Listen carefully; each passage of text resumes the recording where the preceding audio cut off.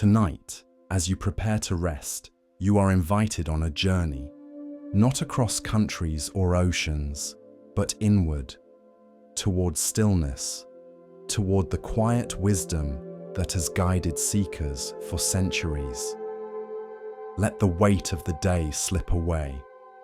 Every worry, every unfinished task, every lingering thought, they do not belong to this moment. This moment is for rest, for calm, for renewal. Feel your breath as it rises and falls, steady and unhurried, like waves touching the shore. Notice the subtle rhythm that has carried you through this day. Each inhale bringing newness, each exhale releasing what no longer serves you. Imagine yourself standing at the foot of a wooden bridge. Mist curls upward from the valley below, and somewhere in the distance, a single bell rings, a sound both ancient and new. You step forward slowly, your hand brushing the worn rail of the bridge. Each board beneath your feet creaks softly, reminding you that even wood once carried life, once grew from seed to tree. As you walk, lanterns begin to glow along the path. They flicker into being one by one, not all at once, as though the night itself is guiding your way. Each flame burns because of the wick, the oil, and the breath that first lit it. Nothing exists alone. The light before you is a reminder. Every moment is born from countless conditions. You reach the far side of the bridge. A monk in simple robes stands waiting, his face serene, his eyes soft. He bows, wordless, as though he has been expecting you all along. You bow in return, feeling yourself welcomed, not just to a monastery in the mountains, but into the sanctuary of the present moment. Your journey begins here, a journey through silence, through story, through wisdom carried on the wind. A journey meant not to stir you, but to ease you, to lead you gently toward the rest you deserve. Breathe once more, step forward. The path is waiting. The monk gestures for you to follow, his robe brushing softly against the wooden planks as he leads you toward the entrance of the monastery grounds. The air here feels lighter, touched with pine and the faint sweetness of incense carried on the evening breeze.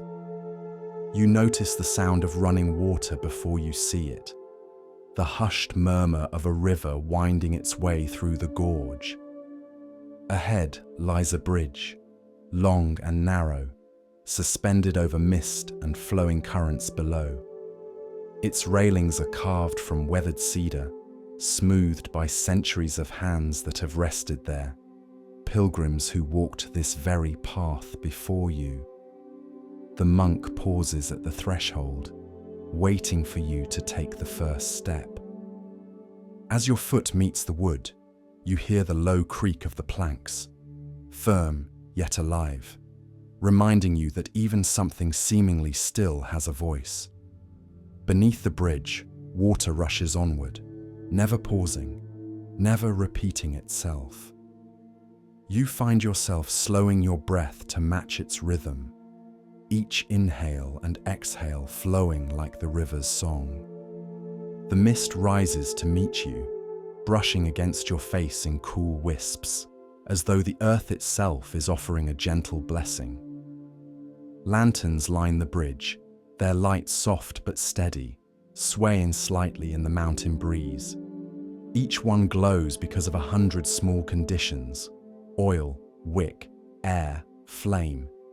It feels like a living metaphor for the journey you are on. Your presence here the result of countless steps, choices, and moments converging into now. Halfway across, the monk stops.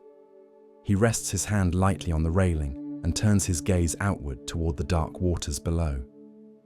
"Notice," he says softly, his voice almost carried away by the wind. The bridge holds because each board, each rope, each nail works together. No single piece alone could bear the weight. Just so, our lives are held by many conditions. Nothing stands on its own. You close your eyes for a moment, letting his words settle within you. A memory drifts up, a time when you felt you were carrying everything alone. But here, standing in the hush of this mountain gorge, you realize that nothing, not even you, exists without support. Every breath depends on air, every step depends on ground, every moment depends on countless unseen causes. The monk begins walking again, and you follow, the last stretch of the bridge leading you toward the soft glow of lanterns on the far side. Each step feels steadier, lighter. The boards no longer creak under your weight, but seem to welcome you onward. When you reach the end, the mist begins to thin, revealing a wide stone courtyard framed by pine trees. The silence here is full, not empty, alive with the hum of cicadas and the distant sound of a bell marking the hour. You step down from the bridge and feel the stone beneath your feet. Cool, solid, grounding. The monk turns to you once more, bowing gently. The bridge was your first teaching, he says. It showed you that nothing is separate, that even crossing from one side to the other is not possible without support. His eyes glimmer softly in the lantern light, and you realize he is not just speaking of wood and stone, but of your own life, your own path. You glance back over your shoulder. The bridge stretches across the gorge, disappearing into mist, glowing lanterns marking the path you've just taken. It looks different now, not simply a crossing, but a thread woven into the tapestry of everything around it. You feel gratitude, not only for the bridge, but for every unseen hand that built it, maintained it, and kept it standing through storms and seasons. The monk begins walking again, leading you from the courtyard toward a narrow path lined with cherry trees, their blossoms pale in the moonlight. You follow, your mind calm, your breath unhurried. The lesson of the bridge lingers with you like a gentle echo, reminding you that you too are carried by countless unseen causes. Ahead, lantern light flickers through the branches, and you sense that the night still holds many teachings waiting for you. The bridge fades into the background as you continue forward, each step drawing you deeper into the heart of the monastery, deeper into this journey of rest and discovery. The cherry trees arch overhead, their branches swaying gently, scattering pale petals that drift to the ground like slow-moving snow. Each step you take feels softer now, cushioned by blossoms that have fallen before you. Lanterns line the path, their warm glow painting the night in shades of amber and gold. They flicker in rhythm with the breeze, not harshly, but like living, breathing lights. The monk slows his pace, allowing you to walk beside him. He lifts one of the lanterns from its wooden post and holds it carefully in his hands. The flame within dances against the thin paper walls, shadows of its movement stretching across his face. This flame, he says gently, is not a single thing. It is oil, wick, and air. It is the spark that brought it to life. Remove even one condition, and the flame cannot be. He lowers the lantern so you can see it more closely. The light shimmers across your eyes, delicate and alive. You realize you've never really thought about a flame this way. So dependent, so temporary, yet so complete in its moment. As you continue walking, the monk gestures to the line of lanterns stretching into the distance. Each one shines because of the same reasons. None is alone, and yet together, they transform the darkness into something beautiful. His voice softens. Our lives are no different. You shine not because of yourself alone, but because of every condition that allows you to be here. Your breath, your body, the people who have touched your life, even the challenges that have shaped you. All are lanterns that feed your flame. You pause, letting your gaze follow the lanterns down the path. For a moment, they blur together into one long ribbon of light, an unbroken chain connecting past, present, and future. The night no longer feels heavy, but softened by their gentle glow. The monk sets the lantern back upon its post. Notice too how each flame flickers, he adds. No light remains steady forever. It dances with the wind. So too does the mind, the body, the heart. What matters is not to demand stillness, but to allow the flickering to happen and still see the beauty in it.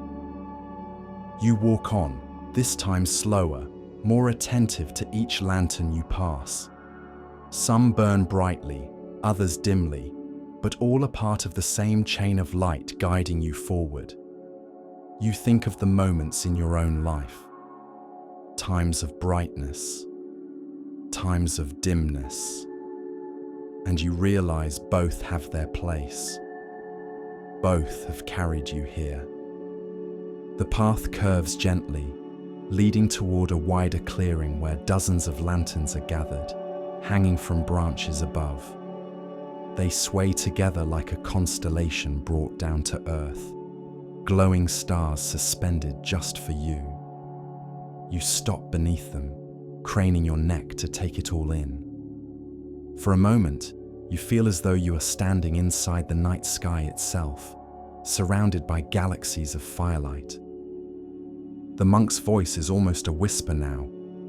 To see the lantern is to see yourself. To see the flame is to see your life. It is not one thing, but many things working in harmony. And though it flickers, it does not fail.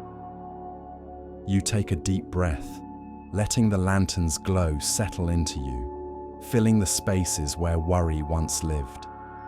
The petals still drift softly around you, and the air feels warmer here, gentler, as though the night itself is offering comfort. The monk bows slightly, then begins to walk again, his pace steady, his steps unhurried. You follow, leaving the lantern grove behind. But as you glance back, you notice the glow lingers, painting the path even after you've turned away. Ahead, you see a hall with sliding paper doors and the faint glow of candles within.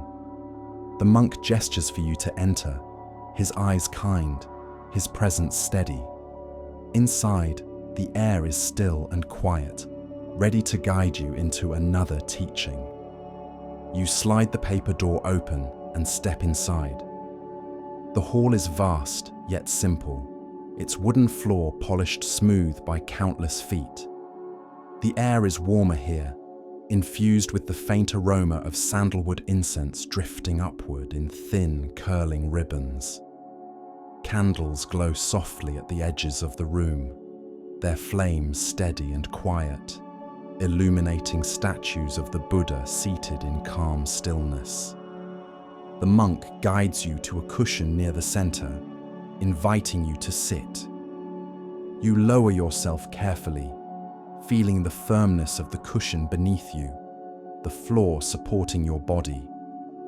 The hall is silent, except for the occasional creak of wood and the soft crackle of candle wicks.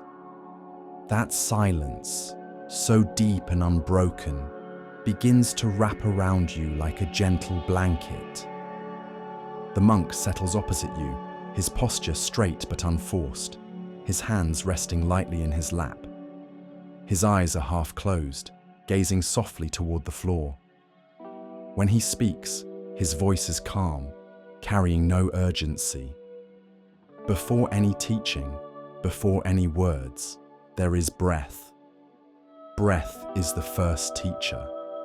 Without it, no thought, no step, no moment is possible. You close your eyes and bring your awareness to the subtle movement of your breath. The air enters cool through your nose, fills your chest, then flows outward again, warm against your lips. Simple, uncomplicated, yet endlessly alive. At first, your mind wanders. Thoughts drift in, echoes of the day, questions about tomorrow, stories that want to pull you away.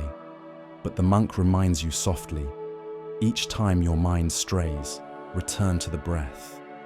Like water returning to the sea, you cannot be lost.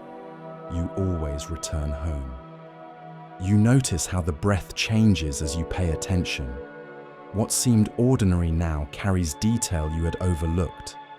The faint pause between inhale and exhale, the way your chest expands like a gentle wave rising, the way your shoulders relax as the breath flows out.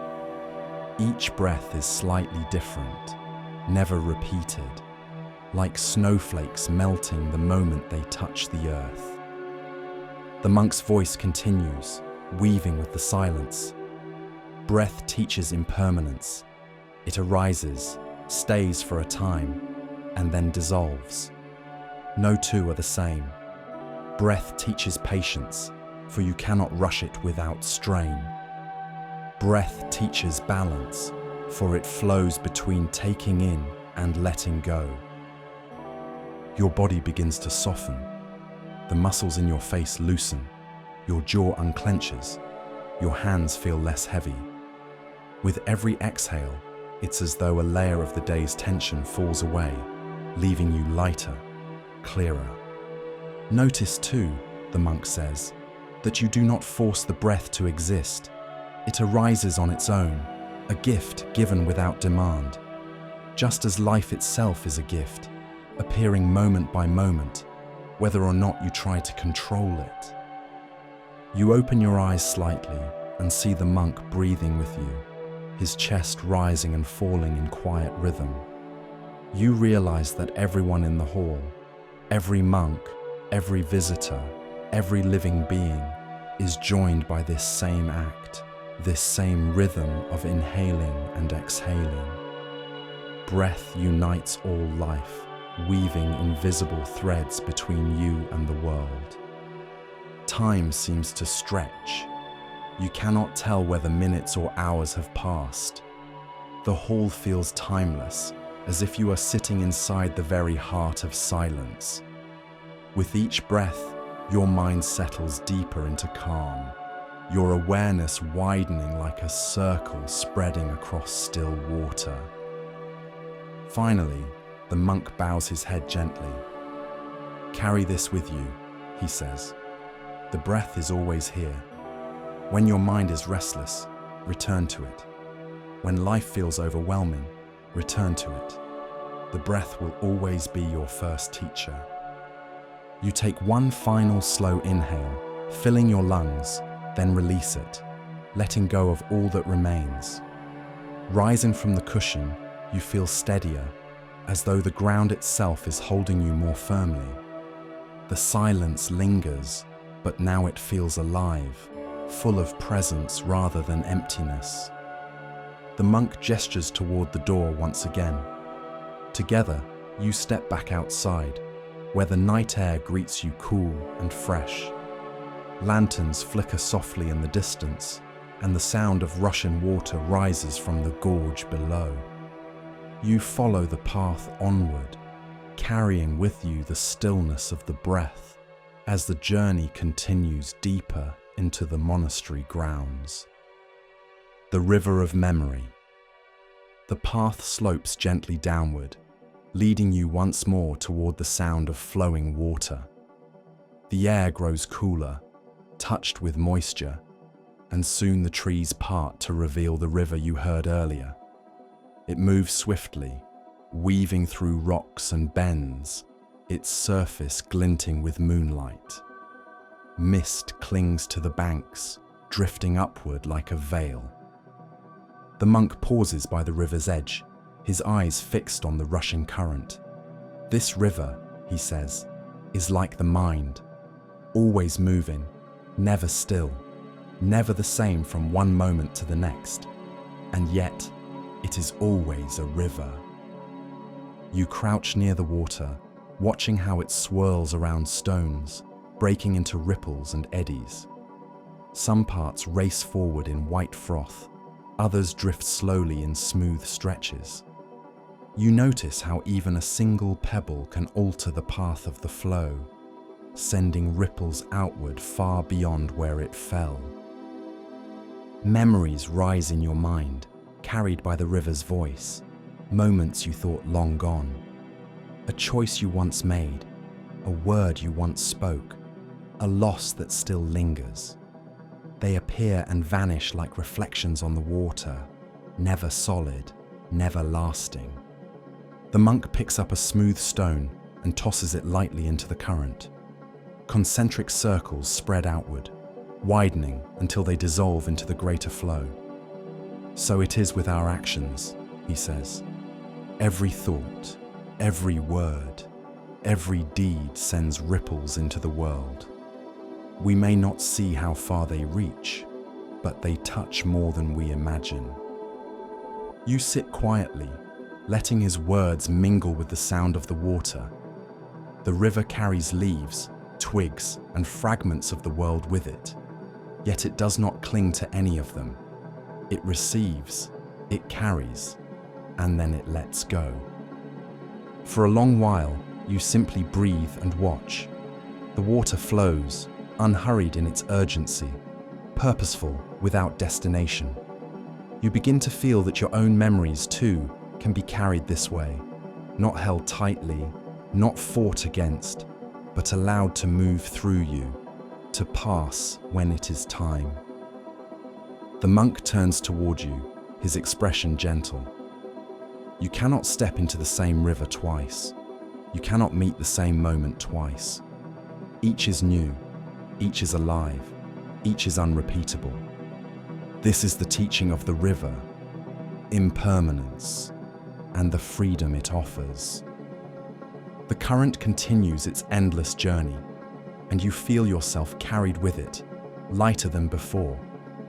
Standing once more, you follow the monk along the bank, deeper into the night. The river's song follows you, fading slowly but never disappearing, like memory itself, always moving, always flowing, always becoming part of something greater. The path curves upward again, winding gently through the forest until the trees begin to thin. The faintest glow of morning touches the horizon, softening the edges of the night. As you emerge from the woods, a wide orchard unfolds before you, rows of peach trees stretching across the hillside. Their branches are heavy with blossoms, pale pink and fragrant, catching the first light of dawn.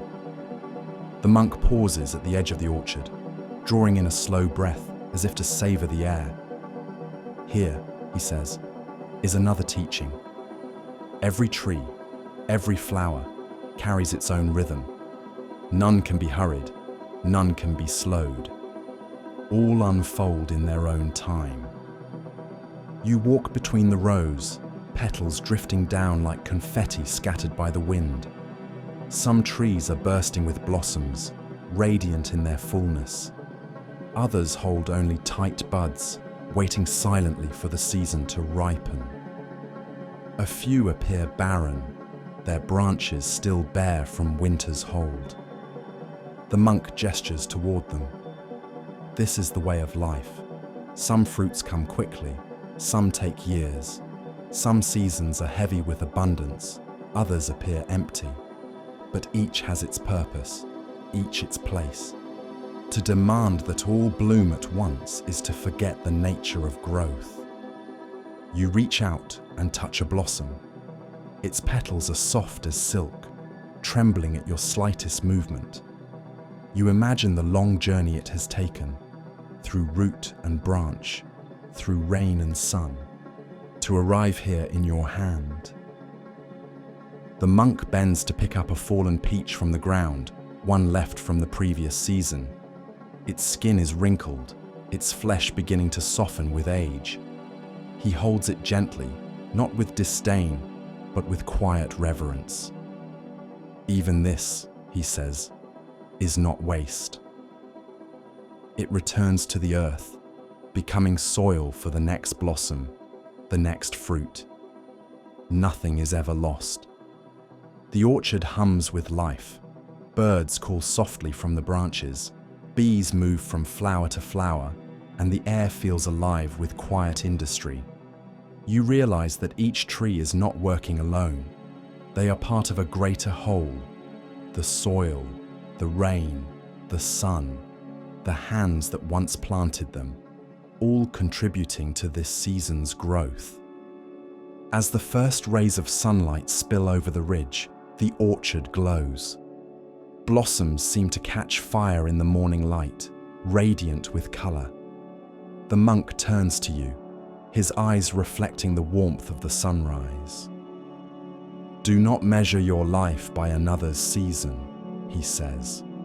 You are not late, you are not early, you are simply in your time, unfolding as you must. A soft breeze stirs the blossoms overhead, showering you with petals. They cling briefly to your hair, your shoulders, then fall gently to the ground. The scene feels like a blessing, a reminder that even fleeting beauty carries meaning. You stand for a long while in the orchard, breathing in the fragrance of blossoms, listening to the quiet hum of dawn. Each breath feels fresher, filled with possibility, like the morning itself. When the monk finally turns to leave, you follow him down a narrow path that cuts through the orchard. The rows of trees slowly give way to stone steps, leading back toward the monastery's heart. Behind you, the orchard glows in the rising sun, a reminder of patience, growth, and the quiet certainty that every season has its reason. The monk's pace is steady, his robe brushing softly against the stones as he leads you toward another hall. The air grows warmer now, carrying the savory scent of rice and vegetables. The sound of soft voices murmurs ahead, then fades into silence. Soon you find yourself standing at the entrance of the dining hall, where the next teaching awaits. The silent meal. The dining hall is simple and spacious, its walls lined with polished wood and sliding paper panels that filter the morning light into a soft glow.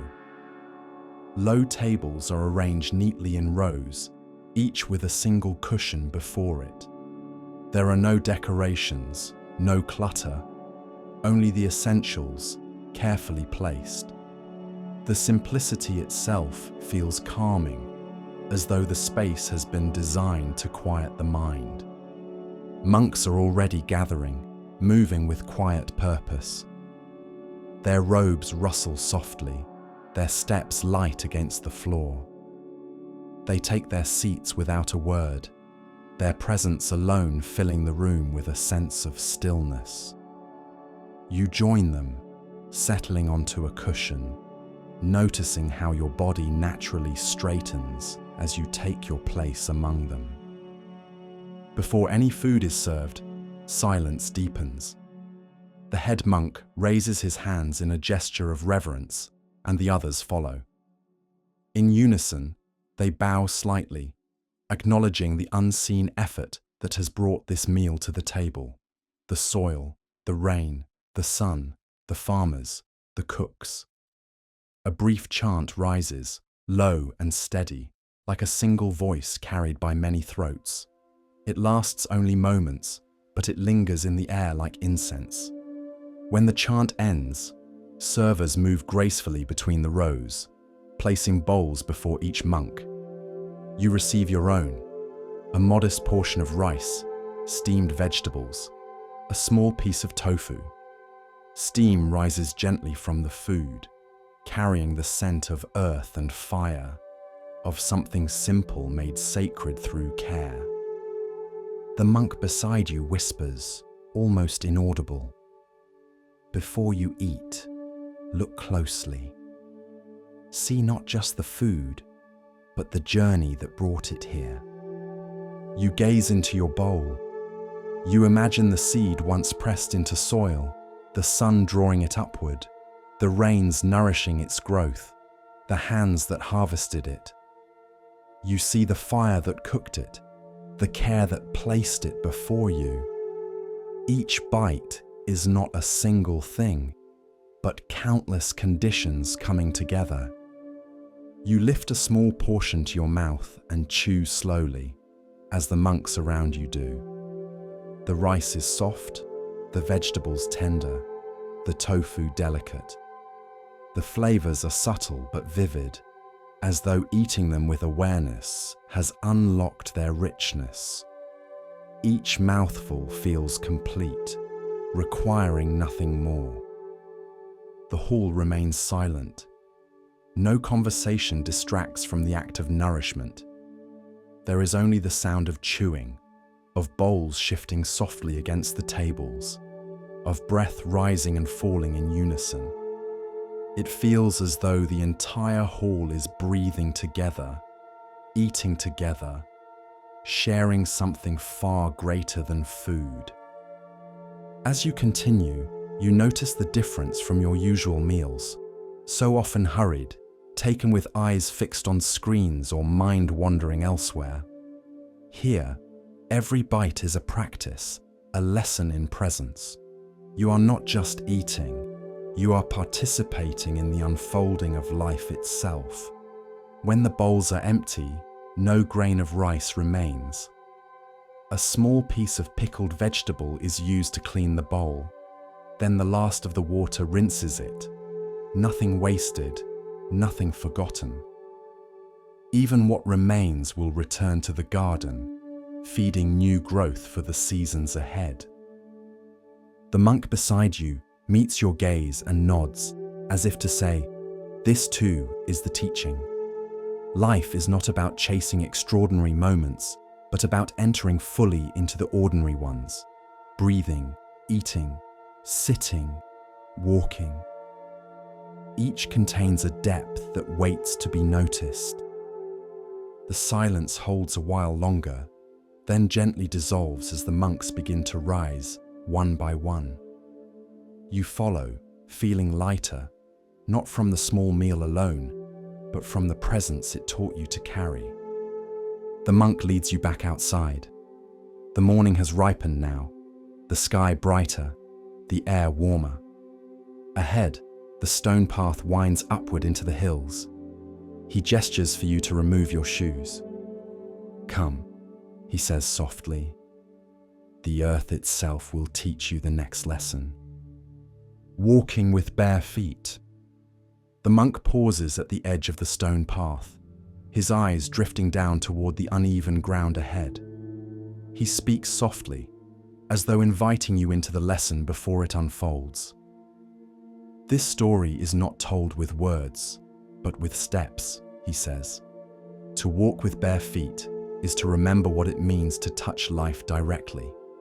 Each stone, each patch of moss, each grain of sand becomes a teacher when nothing lies between you and the earth."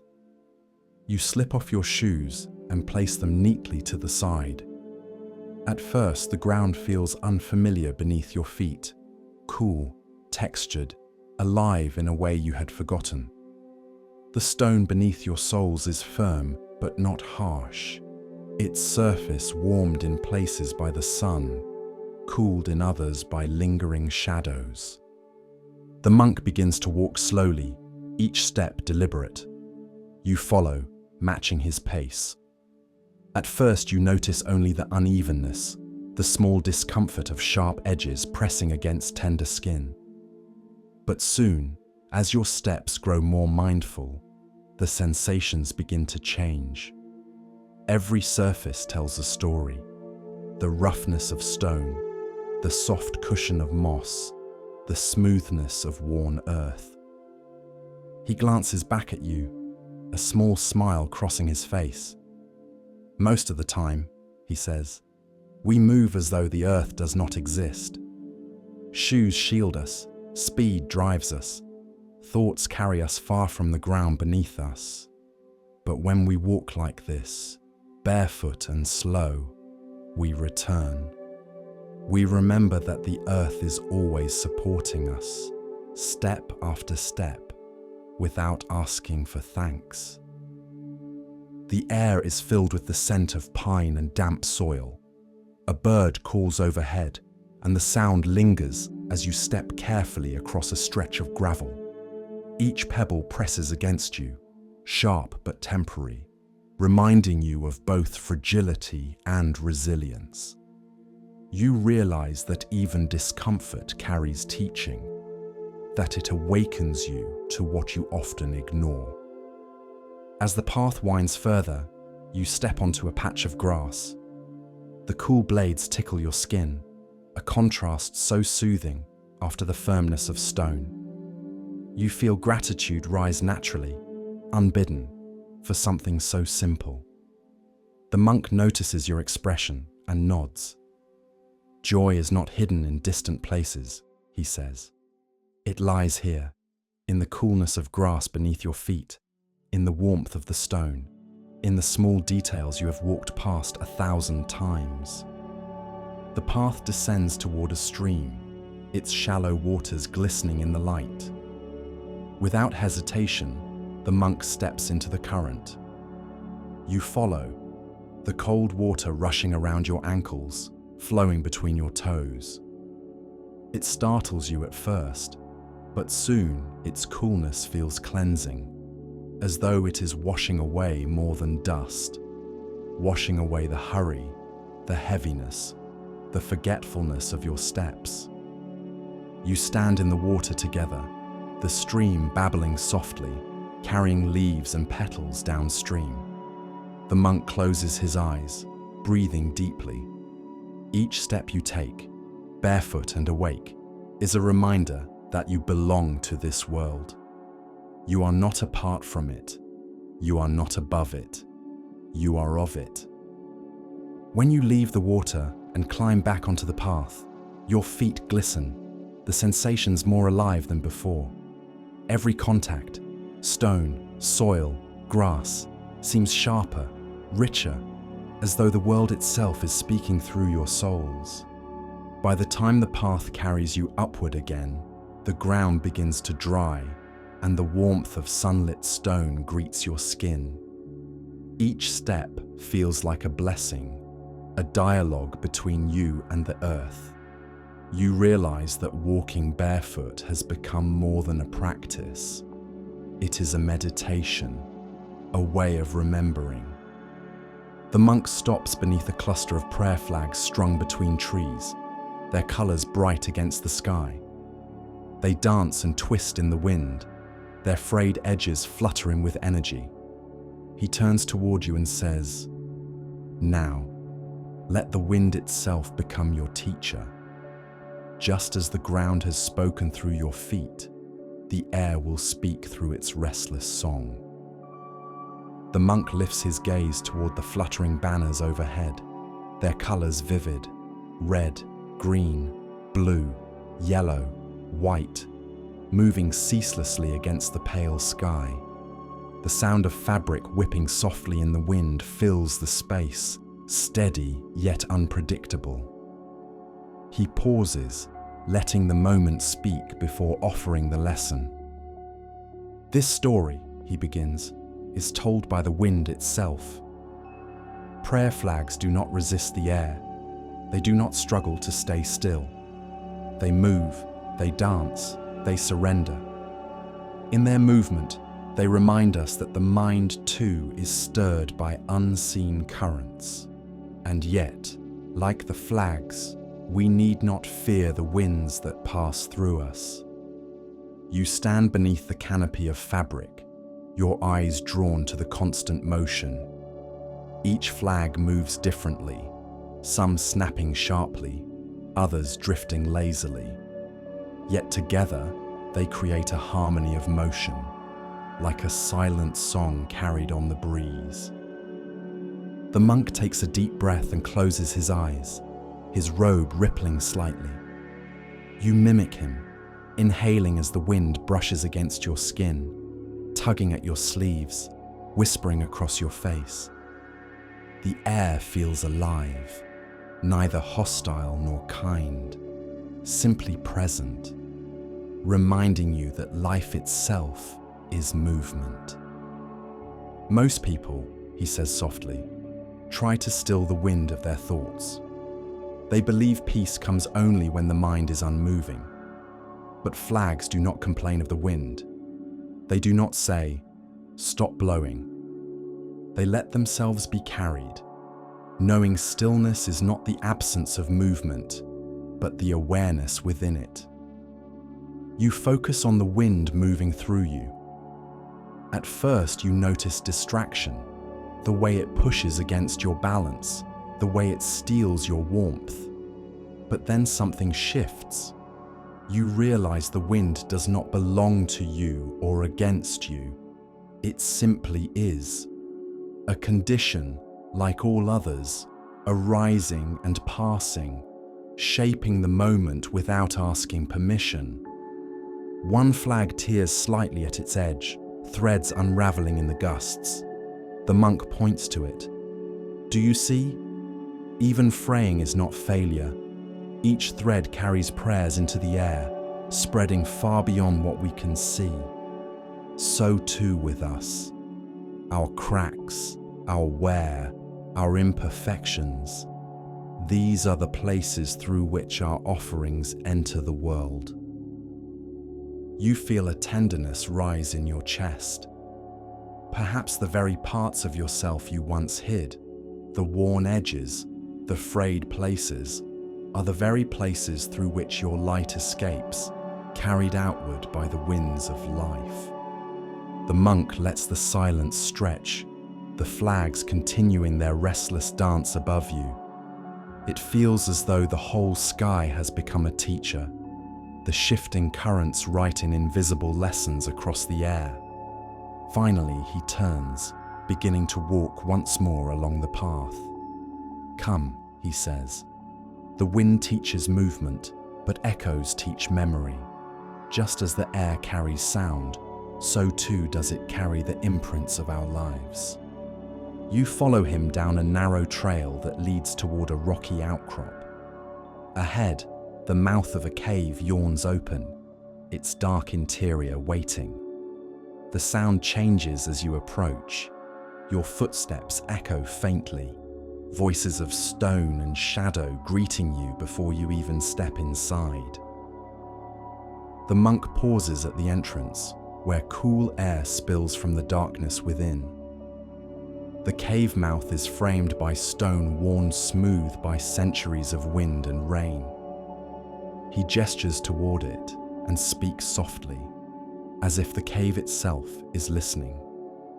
This is a place where sound lingers. Every word, every step, every breath leaves its imprint here. The cave remembers, just as the heart remembers.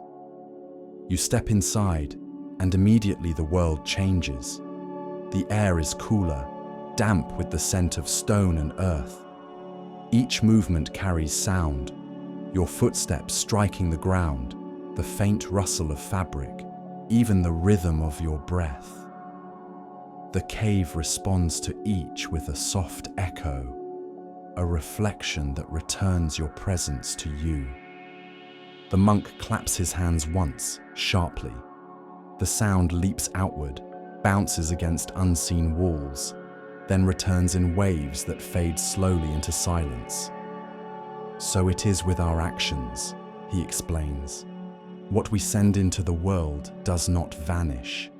It travels, it touches, and eventually it returns, changed, but still connected to its source.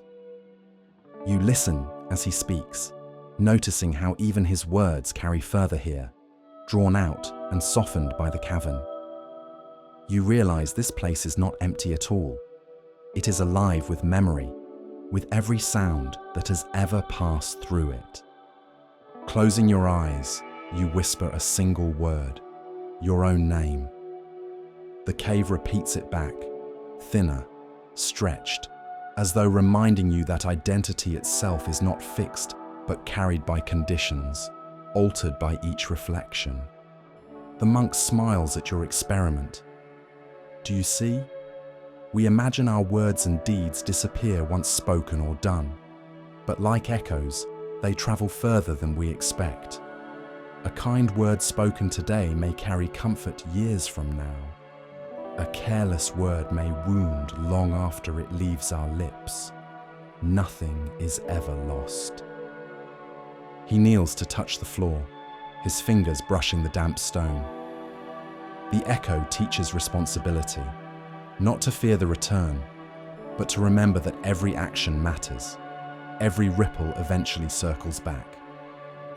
You sit quietly, allowing the cave to hold your silence. In that silence, you hear faint trickles of water dripping from the ceiling, each drop a small note in the cavern's endless song. The sound repeats itself, blending with the echoes until time itself feels stretched, layered, endless. After a while, the monk rises and gestures for you to follow him back toward the light. As you step outside, the sunlight feels brighter, the air warmer, the sounds of birdsong sharper. You carry the memory of the echoes with you, as though the cave's voice still lingers in your ears. The monk turns toward a nearby path, where smoke rises from a small hut built against the hillside. The scent of clay and ash drifts on the breeze. He leads you closer, and you see a craftsman bent over a spinning wheel, shaping wet clay with careful, steady hands. The cave showed you the return of sound, the monk says. Now the potter will show you how shape itself is born from the meeting of pressure and motion. The craftsman sits before his wheel, his hands slick with clay, his posture still yet alert. The wheel spins steadily, humming with momentum as he coaxes a shapeless mound into form. His palms press, his fingers guide, and slowly the clay rises, first wobbling, then straightening into the beginnings of a vessel. The monk stands nearby, watching with quiet reverence. He speaks softly so as not to disturb the potter's rhythm. This too is a teaching. Clay does not resist the hand that shapes it, nor does it rush to completion. Vessel and emptiness, form and formlessness, they arise together. You kneel beside the monk, mesmerized by the dance of hand and clay. Each movement seems small, yet with every turn of the wheel, the form grows clearer. You notice how even the slightest touch alters its shape, how a single press too hard could collapse it, how too little guidance could leave it formless. The potter pauses to dip his hands in water, then returns them to the clay. Moisture softens its resistance, allowing it to stretch gracefully upward. So too with us, the monk says. When life is dry, brittle, unyielding, we crack. But with patience and compassion, we soften, we allow ourselves to be shaped. A Zen saying surfaces from his lips like a mantra carried by centuries. The clay is formed by the hands, but it is the emptiness within that makes the bowl useful. The words echo through you. The usefulness of the vessel lies not in its walls, but in its open space, just as your life is not measured only by what you hold, but by the space you create for others. The potter lifts his hands away, and the wheel slows. Before you rests a simple bowl, perfectly balanced, its curves smooth, its center empty. He places it on a shelf among many others, some tall, some small, some cracked, some whole, each different, yet each carrying its own quiet dignity. You rise, feeling as though you too have been gently shaped, molded by the lesson of the clay. The monk leads you away from the workshop, back into the sunlight. The path ahead narrows and bends, lined with tall bamboo rising in dense groves.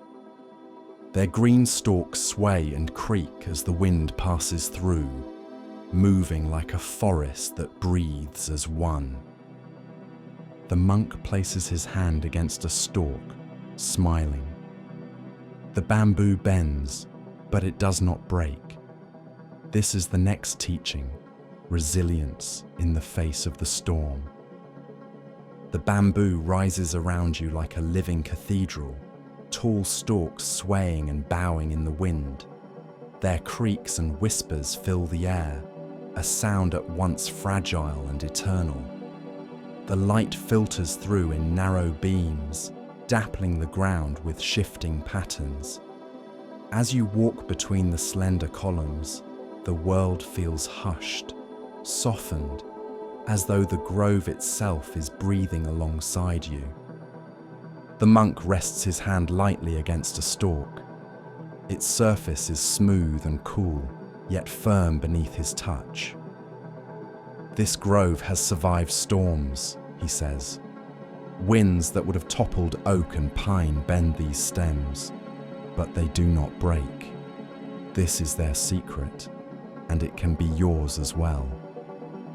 You pause to listen as the wind moves more strongly through the grove. The bamboo bows deeply, swaying in great arcs, yet none of them snap. Their strength is not in resistance, but in yielding. The monk steps further into the grove, motioning for you to follow. Many imagine strength as hardness, as unbending will, but in Zen we learn. The stiff and unyielding are companions of death. The gentle and yielding are companions of life. You reflect on these words as your feet brush over fallen leaves, their papery texture crunching softly. Times come to mind when you tried to hold firm against change, clinging tightly to what could not be held. And like brittle branches, you snapped under the weight. Yet here, the bamboo shows another way, to bend, to adapt, to return upright once the storm has passed. The monk reaches a clearing where several young stalks grow together in a cluster. He kneels to show you their roots, exposed slightly at the edge of the soil. Do you see? Each stalk appears separate, but beneath the earth, they are joined by a single rhizome. Their strength comes not from standing alone, but from being one body. You feel a shift within you, a recognition of how interconnectedness lends resilience. When one stalk bends, the others bend with it. When one recovers, the others rise together. The monk continues walking, his robe brushing against the slender trunks. In your life, storms will come. Suffering, loss, uncertainty, they are part of being human. But like the bamboo, you can bend without breaking. And when you remember you are not alone, you will rise again. The wind rises suddenly, sending a great wave through the grove. Thousands of stalks sway in unison, moving like an ocean of green. The sound is like a chorus, creaks, rustles, whispers, an orchestra of resilience. You close your eyes, letting the wind press against you, feeling your body sway slightly with it. For a moment, you too are bamboo, bowing but not breaking, moving yet steady at the root. When the wind quiets, the grove stills again. The light returns, warm and dappled. The monk smiles, his face calm. Remember this, he says. True strength does not resist the storm. True strength bows to it, knowing it will pass. You take a breath, the air cool and clean. Around you, the bamboo rises tall once more, serene and steady. The lesson lingers in your heart like a quiet truth, both simple and profound. The monk gestures toward another path leading out of the grove. The sound of running water grows louder, and ahead you see a small pavilion beside a spring. He turns to you and says, "Come now, let us drink, for even water, clear and simple, holds a teaching." The path opens onto a quiet spring nestled among mossy stones. Water bubbles gently from the earth, clear and cold, flowing into a shallow pool before spilling over into a narrow stream. The sound is soft, steady, unhurried, like the breathing of the mountain itself. Beside the spring sits a small wooden pavilion. Its roof is simple, its beams weathered with age, yet it offers shelter and stillness. The monk steps inside, gestures for you to follow, and takes a seat upon a wooden bench. From a shelf, he retrieves 2 small cups, carved from bamboo. He fills them with spring water and places one in your hands. The cup is cool to the touch. Condensation beads along its rim, catching the morning light. The monk waits in silence, encouraging you to notice before you drink. You lift the cup slowly, feeling the weight of it, watching the water ripple with the slightest movement. When you finally take a sip, the taste is startling in its simplicity, clean, crisp, without embellishment. You swallow, and the coolness spreads through you, refreshing, steadying, alive. The monk drinks as well, then sets his cup down with deliberate care. "This water," he says softly, "is nothing more than itself. And yet, without it, no life could endure. In Zen we say, when hungry, eat. When tired, sleep. When thirsty, drink." There is no need for embellishment. The teaching is to meet things as they are. You sit quietly, taking another sip. The act of drinking water, something so ordinary, feels transformed, almost sacred, simply because you are fully present with it. You notice the way your tongue tastes it, the way your throat carries it, the way your body receives it. The monk leans closer, his eyes kind.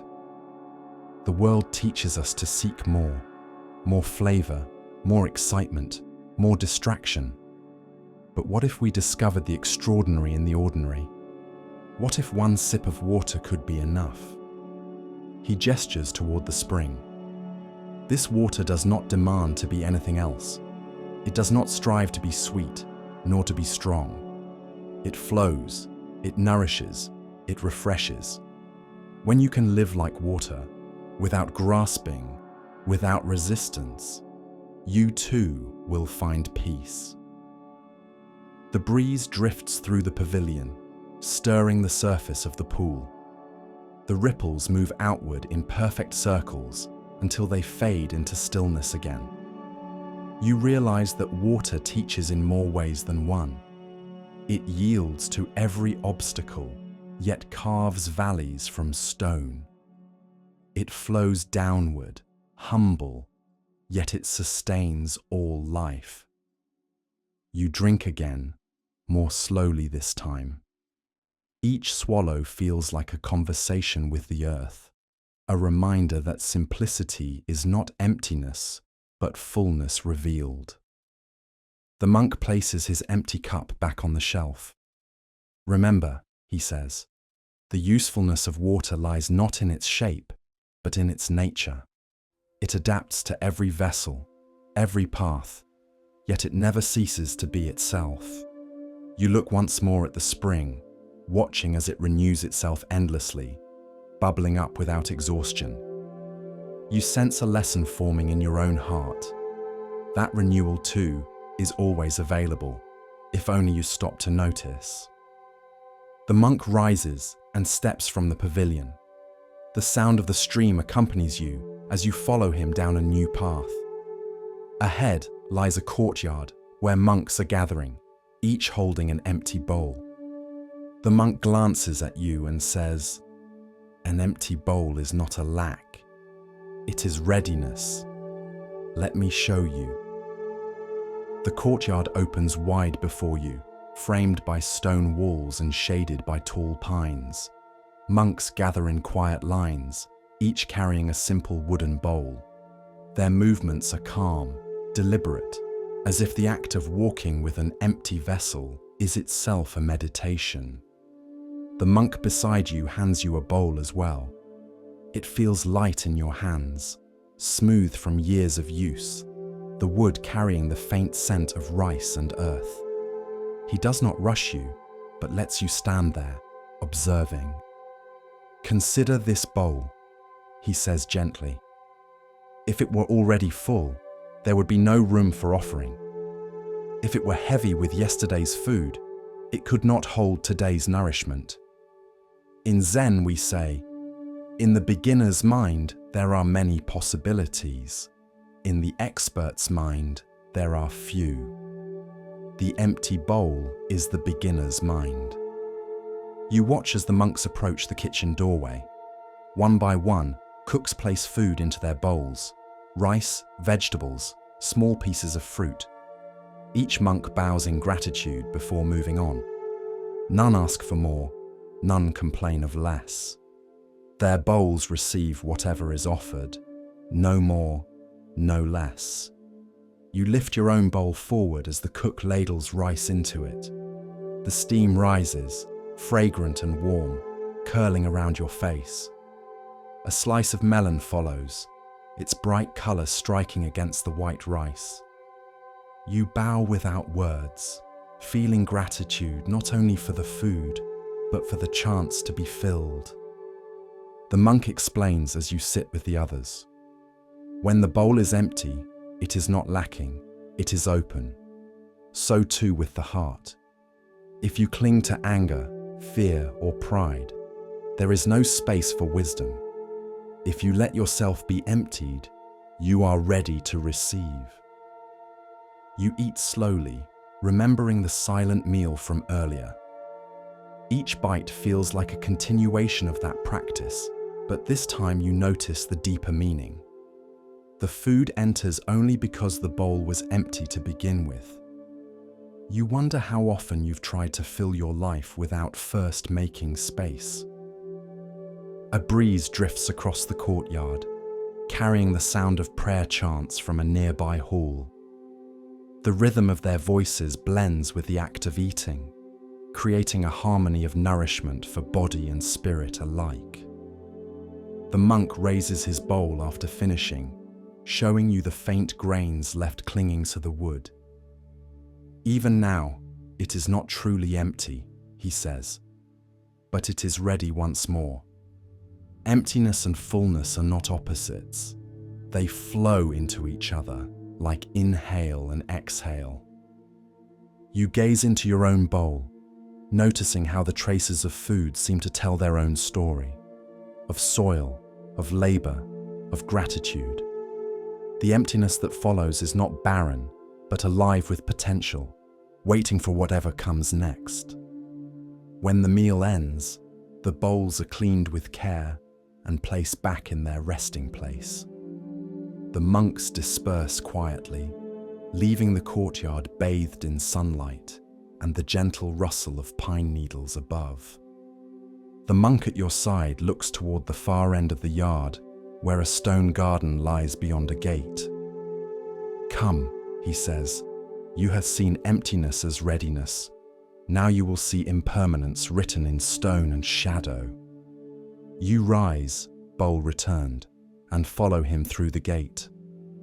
Ahead, smooth gravel stretches wide, carefully raked into flowing patterns, with great stones placed like islands in a sea of white. Clouds drift overhead, casting shifting shadows across the garden. The garden opens before you, vast and still. White gravel stretches out in careful waves, each line raked with precision, flowing like ripples across a pond. Large stones rise from the sea of white, weathered and unmoving, their shadows stretching long beneath the drifting clouds. The air is hushed here. No footsteps, no voices, only the faint whisper of wind moving through pine branches beyond the wall. The monk steps to the edge of the garden and bows slightly, as though greeting an old friend. "This place," he says softly, "is a mirror of the mind. At first it seems empty, but look closer.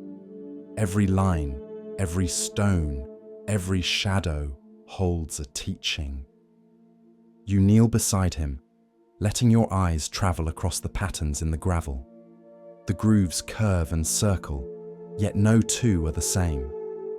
You realize that they were drawn only recently, yet already the wind has begun to blur them, scattering small grains across the surface.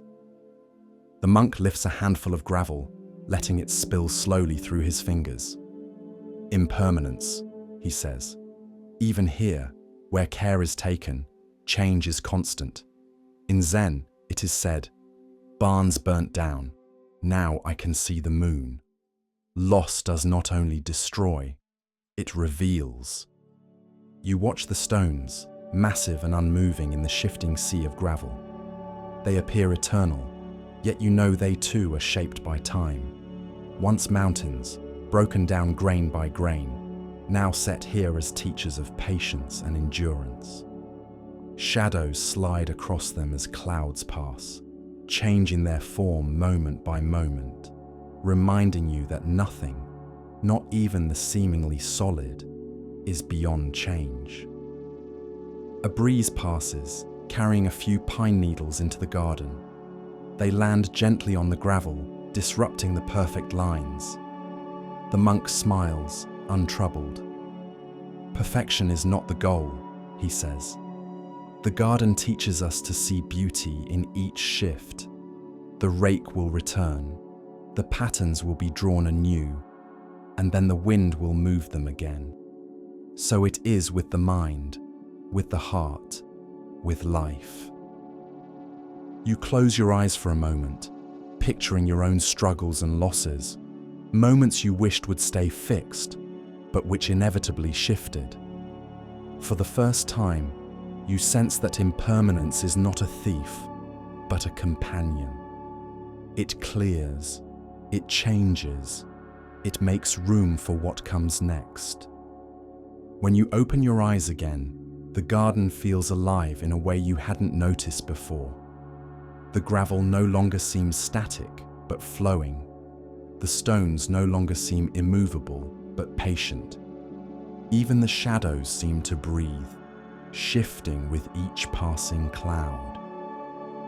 The monk begins to walk along the edge, his steps slow and deliberate. "If you sit with this garden long enough," he says, "you will see your own mind reflected here. At first restless, searching for patterns, wanting permanence.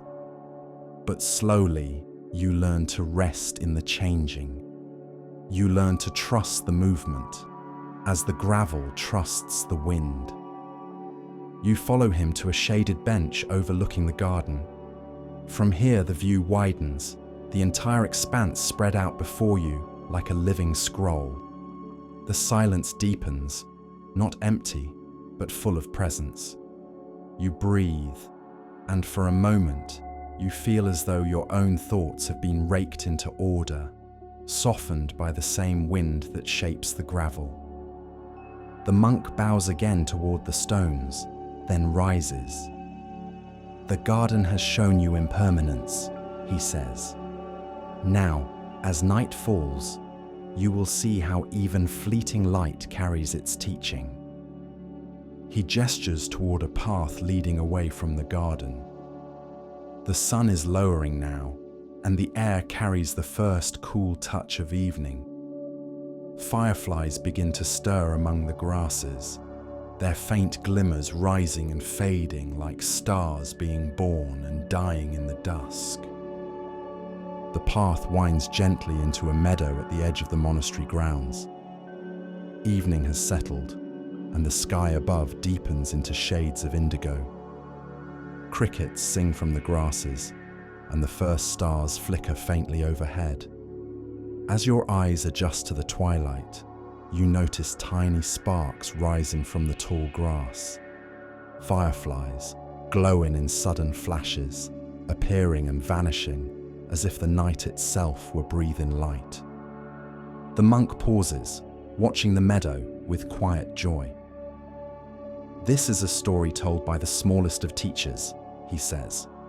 "The firefly shines not to chase away the darkness, but simply because it is its nature to shine. And yet, its light lasts only a moment.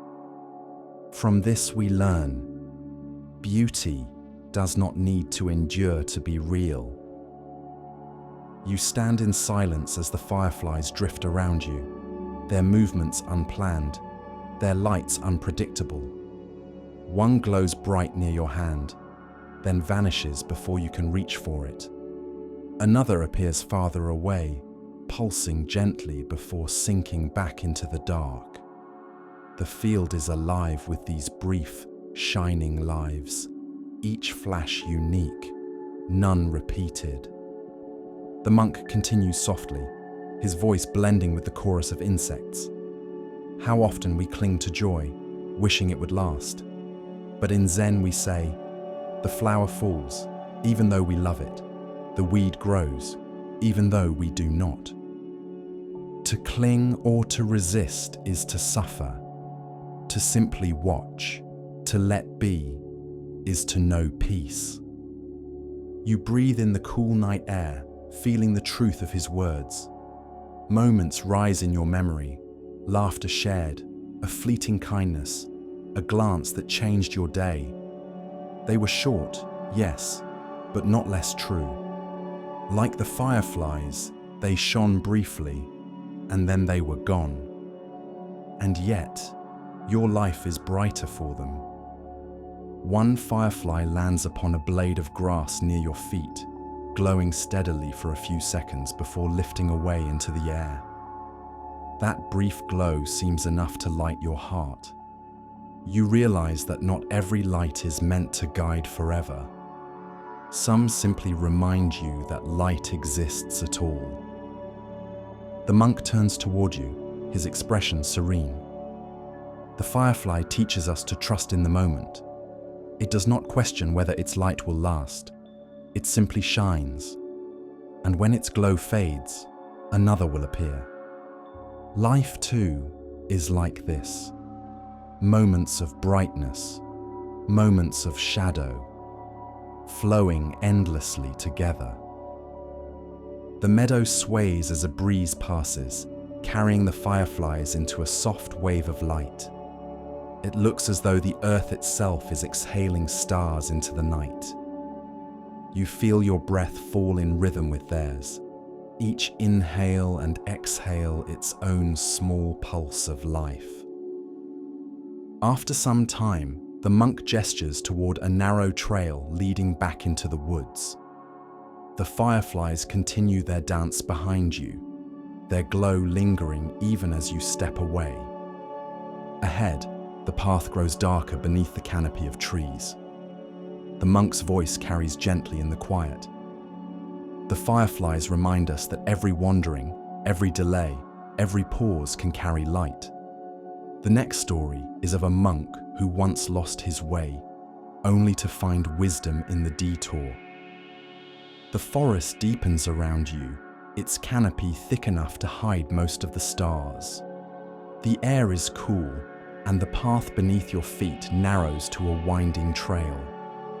The monk walks quietly beside you, and after some time, he begins to tell a story. Long ago, he says, there was a young monk who set out on a pilgrimage. He carried only a small bag, a staff, and his determination to reach the great temple in the mountains where he hoped to find enlightenment. He walked with purpose, convinced that every step must lead him closer to his goal. You listen as the forest rustles softly with night creatures, the monk's voice weaving into the sounds of the earth. But one evening, he continues, a storm rose suddenly. The wind bent the trees, the rain blinded his path, and soon he found himself far from the road he had planned. He wandered for hours, soaked and weary, until he collapsed beneath the shelter of a tree, certain he had failed. The trail you follow opens slightly, revealing a clearing bathed in pale moonlight. The monk gestures to it, as if the story itself has taken form around you. When dawn came, the monk awoke to find himself in a place he never meant to visit. But there, he discovered a village. The people welcomed him, fed him, and asked for his guidance. Though he thought himself lost, they saw in him a teacher. You imagine the young monk, humbled and surprised, realizing that his mistake had led him to exactly where he was needed. He stayed for many months, the monk says, sharing what little wisdom he had and learning from the villagers in return. When at last he set out again, he no longer saw detours as failures. He saw them as part of the path.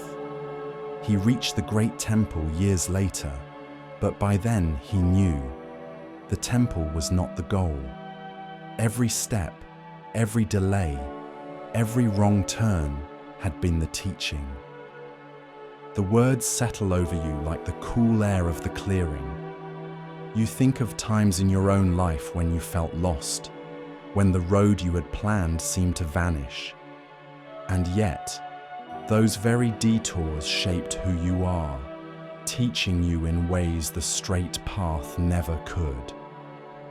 The monk's eyes glimmer as he adds a saying, "No snowflake ever falls in the wrong place."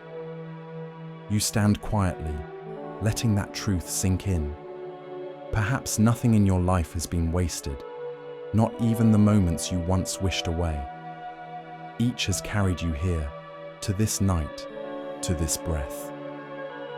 The monk turns and begins walking again, leading you toward the sound of running water ahead. The traveling monk found his lesson in a detour, he says. Now you will find yours in reflection, quite literally. The trees part, revealing a wide pond, its surface smooth as glass, mirroring the stars above. The pond stretches before you, a vast sheet of stillness framed by reeds and overhanging branches. The moon sits high above, mirrored perfectly in the water's surface, so that for a moment it feels as though two moons hang in the night, one in the sky, one below, each equally bright. The stars too scatter across the surface, trembling faintly whenever the breeze brushes against it. The monk steps close to the edge and motions for you to kneel beside him. "Look," he says softly, "and see what the water shows you."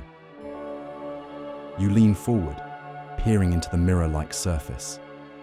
At first you see the night sky reflected, infinite and vast. Then, as you shift, your own face emerges, framed by the stars, softened by ripples. The image is both familiar and strange, steady and fleeting, never quite the same from one second to the next. The monk dips his hand into the water, stirring the reflection. Your face shatters into fragments of light, broken by waves that spread outward. This, he says, is the nature of identity. We believe ourselves solid, fixed, unchanging. But when conditions shift, so too does the image. The reflection is never gone, only changed. You sit with the thought, watching as the ripples settle again. Slowly, your reflection reforms, but not exactly as before. Subtle differences linger, an angle of shadow, the tilt of light. You realize that even stillness cannot bring back what was. Each moment is new. The monk continues, his voice as calm as the night air. In Zen we say, do not seek the truth, only cease to cherish opinions. What you see in the pond is not truth itself, but a perception shaped by countless conditions. Light, water, wind, your own gaze. To cling to the reflection is to mistake the image for reality. As you breathe, you notice how your thoughts mirror the pond as well. One moment clear, the next disturbed. One moment still, the next scattered by unseen breezes. Yet, like the pond, your mind always holds the potential to return to clarity. The monk invites you to cup some water in your hands. You do, lifting the cool liquid toward your face. Within the shallow pool in your palms, a distorted reflection wavers. The monk smiles. Even here, in a handful, the pond exists. And when you release it, you let the water trickle back. The pond is unchanged. So too with you. You are not the single image you see, but the vastness behind it. You remain quiet for a while, listening to the frogs calling at the far bank, the rustle of reeds swaying in the breeze. Fireflies drift near the water's edge, their light mingling with the stars reflected on the surface. For a moment, it feels as though heaven and earth, sky and pond, self and reflection are not separate at all, but threads of the same endless tapestry. The monk finally stands, brushing his robes lightly. The pond has given you its lesson, he says. Identity is a reflection, shifting with each ripple. You are not fixed. You are not bound. You are vast as the sky above and deep as the water below. As you rise, the moonlight catches the pond once more, and you glimpse yourself reflected again, different, yet whole. You feel lighter, as though a part of you has been released into the water, return to something larger than yourself. The monk points toward a path leading away from the pond, where stone lanterns glow faintly in the distance. There is another story, he says, of a man who longed to be everything but himself until he discovered the wisdom of being exactly what he already was. You follow him, the sound of the pond fading behind you, its reflection lingering in your heart like a quiet truth that cannot be unlearned. The path narrows as it winds between towering cliffs. The air feels cooler here, shaded by rock that has stood unmoved for centuries. The monk walks silently beside you until you reach a wide boulder at the base of the cliff, where he stops. Resting his hand on the stone, he begins to tell a story. There was once a stonecutter, the monk says, who worked every day beneath the sun. His hands grew calloused, his back bent, and still he labored without complaint. Yet in his heart, he carried a restless thought, that his life was small, that others held greater power. The wind stirs softly through the gorge, carrying his words as though the cliffs themselves are listening. One day, as he chipped away at the mountain, he saw a wealthy merchant pass by. The merchant rode in fine clothes, surrounded by attendants, commanding respect wherever he went. The stonecutter sighed, thinking, if only I were the merchant, I would be powerful and free. And so, through the mystery of the universe, his wish was granted. He became the merchant, and for a time, he rejoiced. The monk looks upward as a shaft of sunlight breaks through the clouds. But soon he noticed that even the merchant bowed before the official of the land. The official's seal carried more weight than gold, and the stonecutter thought, "If only I were the official, then I would hold true power." And again, his wish was granted. Your steps echo lightly against the stones as the story continues. As the official, he commanded armies, gave orders, and was obeyed by many. But one day, he looked up at the sky and saw the sun blazing above. Its heat bent even kings to its will, drying rivers, scorching earth. He thought, "Surely the sun is greater than I. If I were the sun, I would be the most powerful of all." And again, his wish was granted. The monk pauses as a warm breeze brushes your face, carrying the scent of pine. He shone with brilliance, casting light across the world. Yet soon, he felt clouds drift before him, soft and unyielding, hiding his light. And he thought, "The clouds are stronger than I. If I were the clouds, I would at last be mighty." You imagine the stonecutter becoming clouds, vast and heavy, covering the skies. But then the wind came, the monk says, pushing him aside, scattering his shape. He whispered, "The wind is stronger still. If I were the wind, I would rule all." And so he became the wind, rushing over mountains and seas. The monk bends down to pick up a small pebble, rolling it gently in his hand. But then he met the mountain. No matter how fiercely he blew, the mountain did not move. And he thought, "At last, the mountain is greater than I. If only I were the mountain, I would endure forever." His voice softens, the pebble clicking lightly against his palm. And so he became the mountain, solid, immovable, unyielding. But as he stood tall, he felt a sharp pain. Looking down, he saw a stonecutter, hammer in hand, chipping away at his side. And in that moment, he understood. The monk lets the pebble fall, its sound faint against the path. Power is not found in becoming something else. Each form carries its own strength, its own limits. The stonecutter was already complete. His wish to be greater led him in circles, back to where he began. To be yourself fully, that is the true power. Silence stretches between you, filled only by the faint cry of a bird high above. You feel the weight of the story settling within you, a reminder of how often we chase what others have, forgetting the strength already present in our own lives. The monk places a hand on the boulder once more, bowing slightly.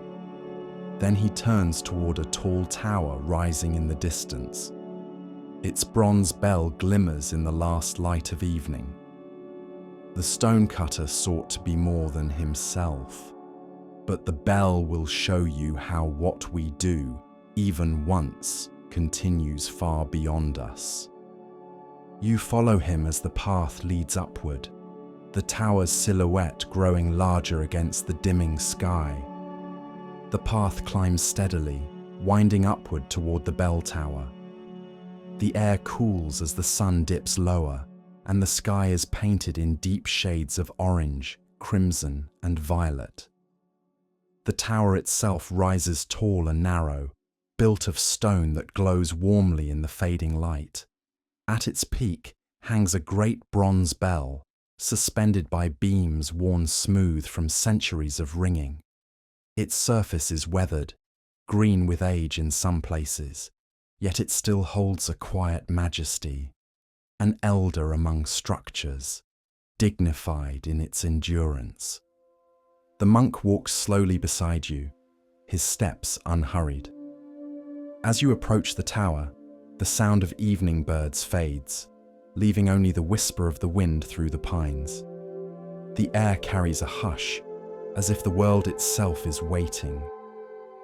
Even the insects seem to soften their hum, as though they too know that the bell holds a presence greater than their song. At the base of the tower, the monk gestures for you to climb.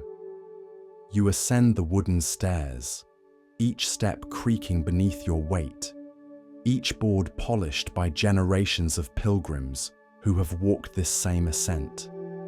The higher you go, the wider the view becomes, until at last you emerge onto the platform beneath the bell.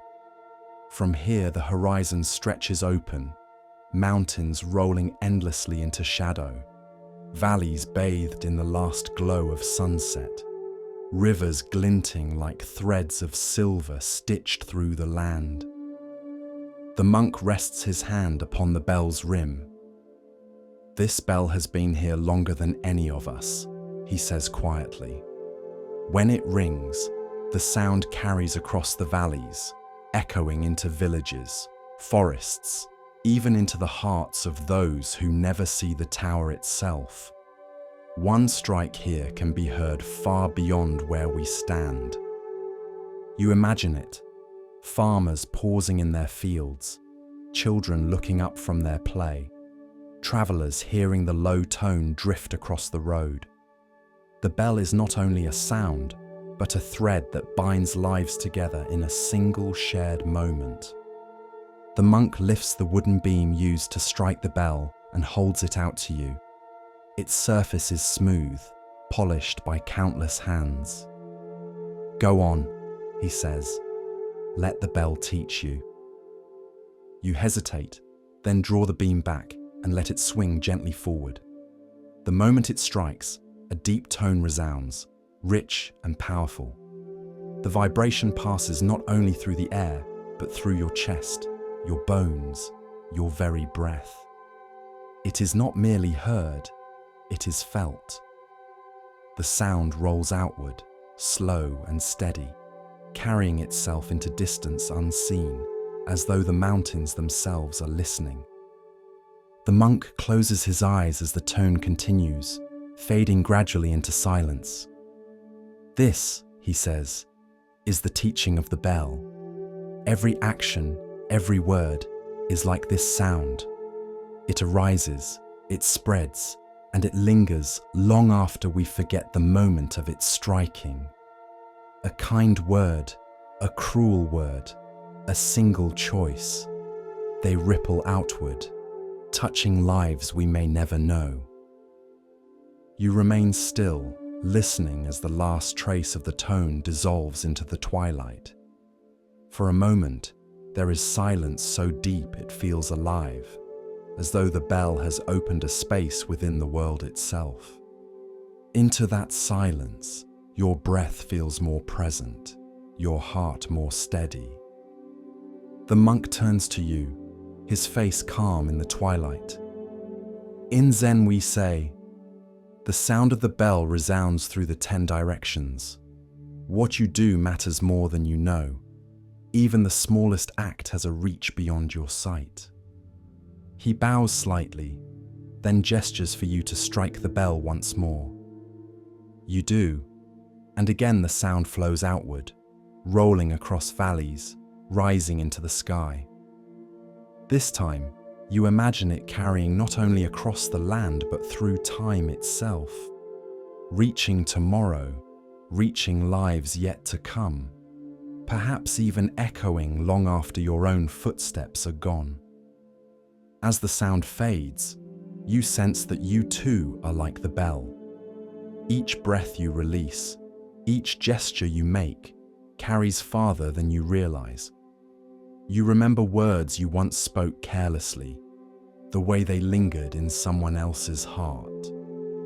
And you remember words of kindness you offered once without thought, how they too lived on, echoing far beyond the moment. When the final tone dissolves, the monk begins the descent. You follow him down the stairs, your steps lighter, the world around you quieter yet fuller somehow. The last light of sunset gives way to dusk, and lanterns flicker to life along the path below, their glow replacing the warmth of the sun. At the base of the tower, you glance back. The bell hangs motionless again, yet its voice still hums within you, softer now, but endless in its reach. The tower seems no longer only stone and bronze, but a guardian of memory, a reminder that everything we do resounds beyond the moment. The monk glances toward a hall where candles glow faintly within. The bell has shown you how far an action can carry. Now by candlelight, you will see how many small flames together can fill the darkness. You walk with him toward the hall, the silence between you not empty, but rich with resonance. The sound of the bell still alive inside you. The hall glows faintly from within, its paper doors breathing soft light into the night. As you slide one open, warmth greets you, a quiet contrast to the cool evening air outside. Inside, the room is simple and wide, its wooden floor polished smooth, its walls bare except for alcoves holding rows of candles. Their flames waver gently, filling the space with a golden radiance that seems to soften every shadow. The monk motions for you to sit among the others who are already gathered. Each person holds a single unlit candle, their faces calm, their posture steady. The silence here is deeper than stillness.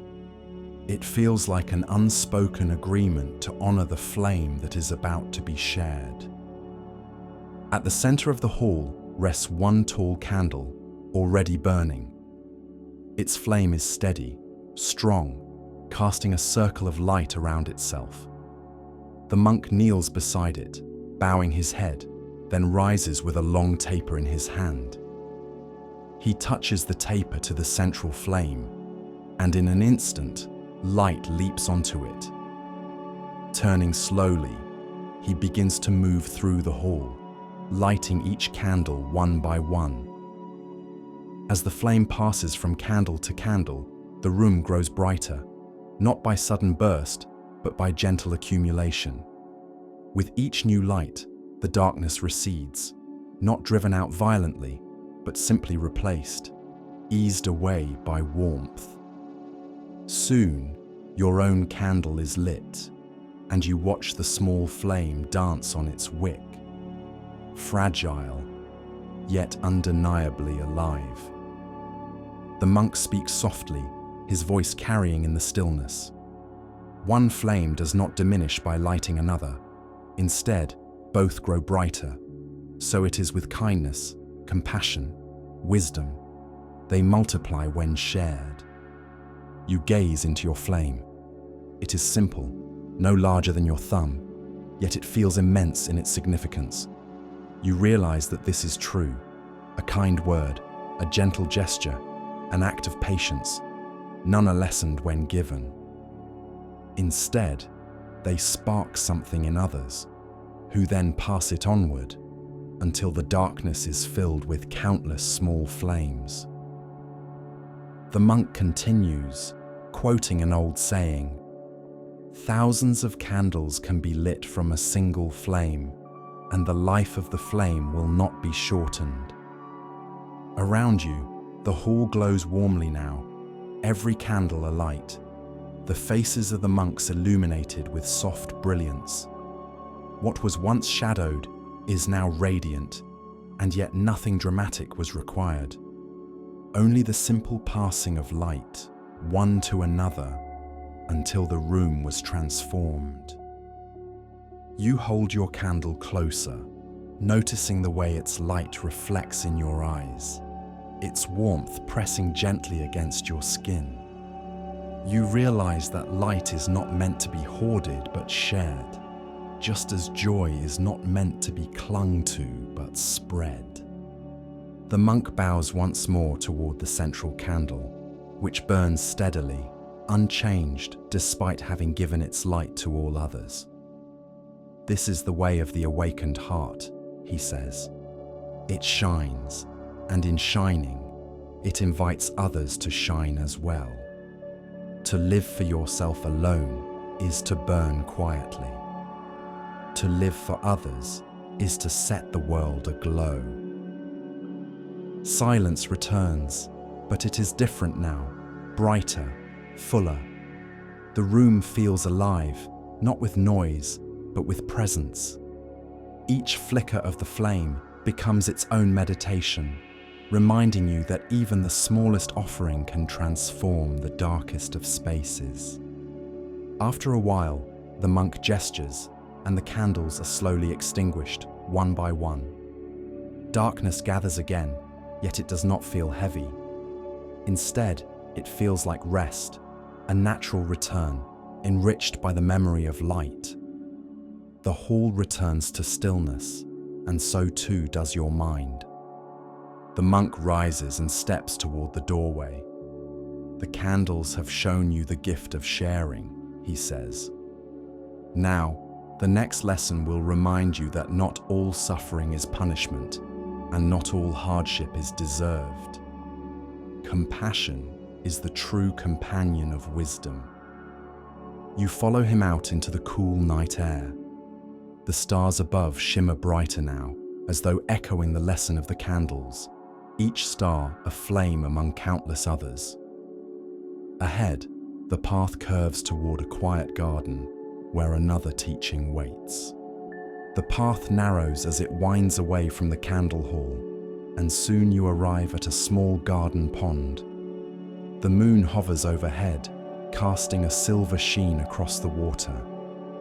You and the monk pause at its edge, where 3 fish swim lazily beneath the surface, their scales flashing whenever they turn.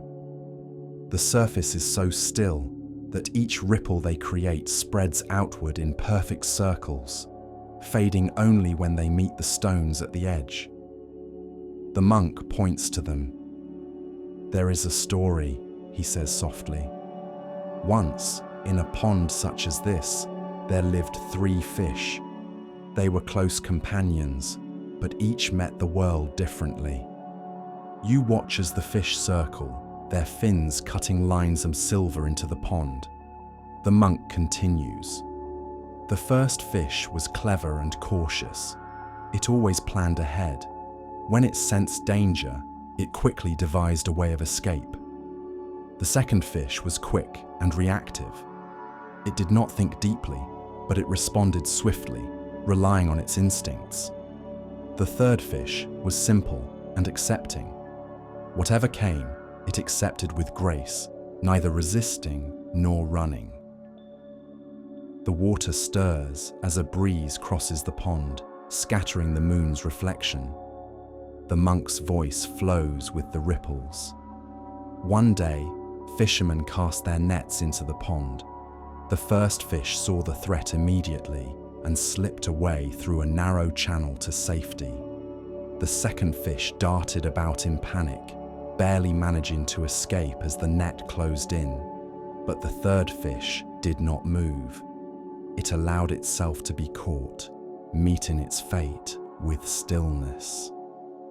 You sit with the story, watching the fish glide in the water. At first, it seems a tale of loss, but the monk's tone is calm, not sorrowful. Each fish lived its nature, he explains. The first found freedom in foresight. The second survived through speed. The third showed that even in loss, there can be dignity. No one way was right, no one way was wrong. Life expresses itself in many forms. The monk leans slightly closer, his voice lowering to a murmur. In Zen, we say, the wise adapt themselves to circumstances, as water molds itself to the vessel. Each fish embodied its own wisdom. The first adapted by foreseeing, the second by reacting, the third by surrendering. Each met the moment fully, without pretending to be what it was not. You watch the 3 fish again, as though you can see their characters playing out before you. one moving carefully, another darting sharply, the last drifting without hurry.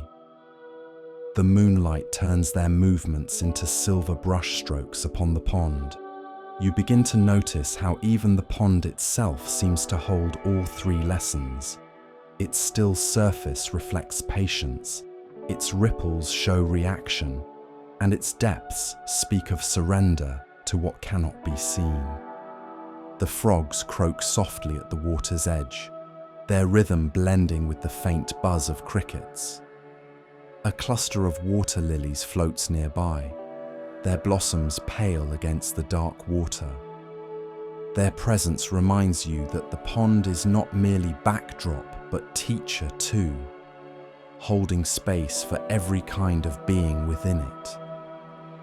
The monk sits quietly beside you, his eyes reflecting the moonlight. After a while, he adds, "So too are people.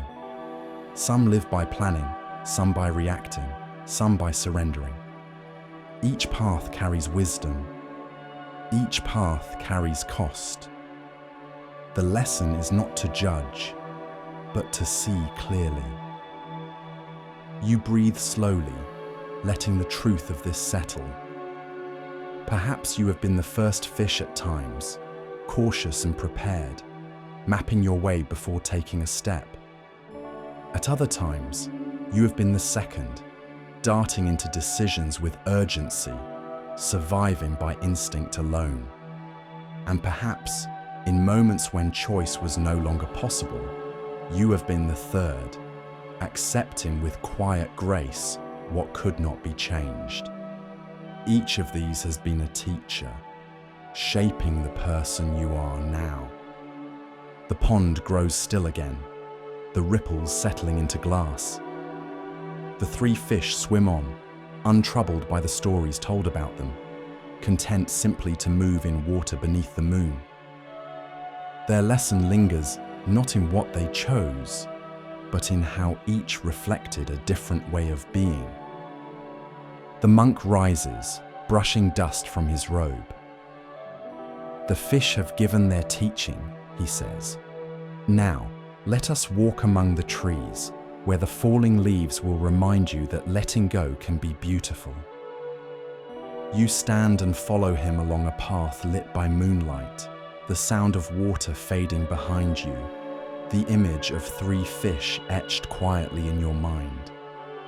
The path leads you into a quiet grove where tall trees rise like pillars, their branches stretching wide across the night sky.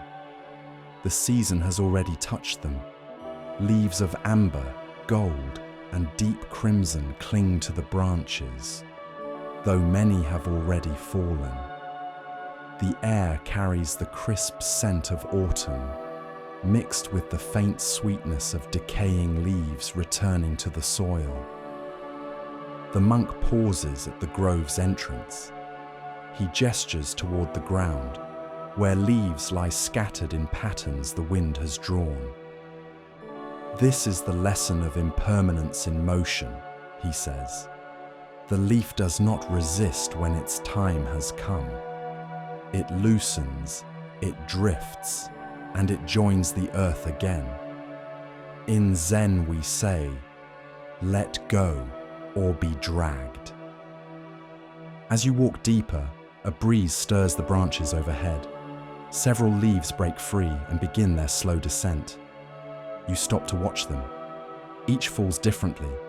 One spins wildly in circles, another drifts lazily back and forth, another plunges almost straight down, and yet all land softly, without struggle. The monk bends to pick one up. It is golden, veined, its edges curled inward. He holds it carefully in his palm. When the leaf falls, the tree does not mourn. It knows this is the way of life. Without letting go, there would be no room for new growth in spring. What feels like loss is part of renewal. You take a leaf from the ground as well, tracing its ridges with your thumb. It is delicate, yet it has traveled through seasons, sun, wind, rain, before reaching your hand. It carries its story quietly, without complaint.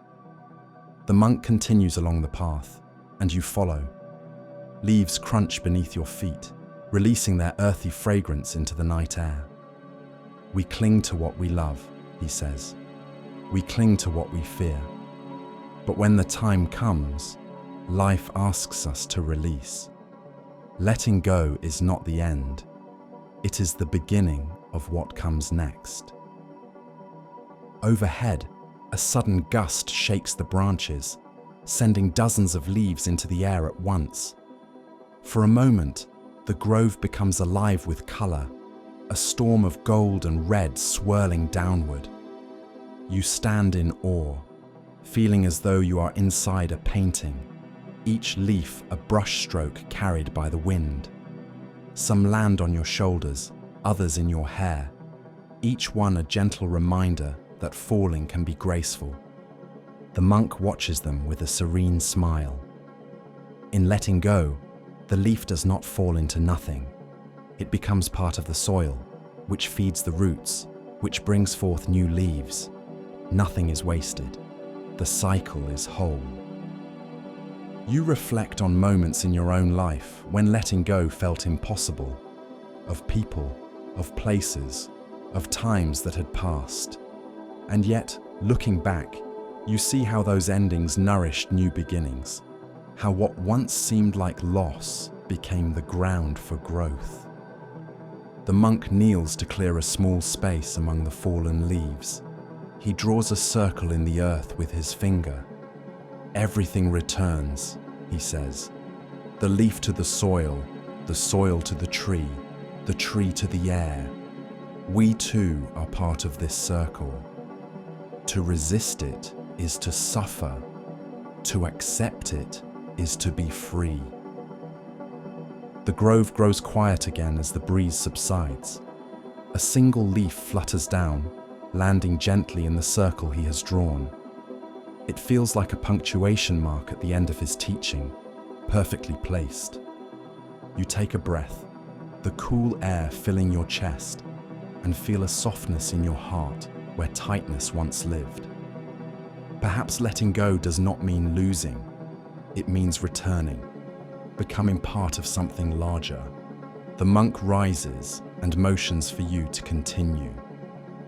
At the far end of the grove, a small shrine stands beneath a great cedar tree. Its wooden frame is weathered but strong, and from its beam hangs a string of prayer beads, glinting faintly in the moonlight. The leaves have taught you to release, the monk says. Now, you will receive a gift to carry forward, a reminder of what you have learned. You step toward the shrine, the path carpeted with leaves, each crunch beneath your feet sounding like a gentle farewell. The shrine beneath the cedar tree glows faintly in the moonlight, its wooden beams darkened with age but sturdy with care. The air is cool here, filled with the scent of cedar and earth. From the beam hangs a string of sandalwood prayer beads, their surface worn smooth by years of touch. They sway gently in the breeze, catching the silver light of the moon. The monk approaches the shrine and bows deeply. You follow his gesture, lowering your head, feeling the gravity of the moment settle upon you. He reaches forward, takes the beads in his hands, and holds them out to you. These, he says softly, are not ornaments. Each bead is a breath, a moment, a reminder that life is counted one heartbeat at a time. He places the beads in your palms, warm from his touch. The string coils gently into your hand, light but full of meaning. You run your fingers across them. Each bead feels the same, yet each is unique, carrying its own small imperfections. The monk watches you closely. When the mind races, hold one bead. Inhale, exhale, then move to the next. In time, you will see that life is nothing more than a string of moments, each complete. each enough. The night air deepens around you, the cedar branches swaying above. You close your eyes, holding the beads. The monk guides you gently. Inhale through your nose. Feel the cool air fill your chest. Pause. Exhale through your mouth, slowly, as if releasing the weight of the day. Move to the next bead. Inhale. Exhale. Each breath, a prayer. Each breath, a life. You continue for a few breaths, the rhythm steady, the beads sliding softly beneath your fingers. A calm begins to spread within you, steady and grounding. The worries of the day seem smaller now, carried away with each exhale. The monk's voice carries a quote. In Buddhism we say, better than 1,000 hollow words is one word that brings peace. These beads are your reminder to speak only such words, to yourself and to others. You open your eyes again. The shrine glows softly, the beads warm in your hand. You realize they are not just tools, but companions, carrying the wisdom of presence wherever you go. The cedar above groans gently in the wind, like the earth itself offering blessing. The monk bows once more. Carry them with care, he says. When you are restless, they will steady you. When you are lost, they will guide you. When you are weary, they will remind you that one breath, one step, is enough.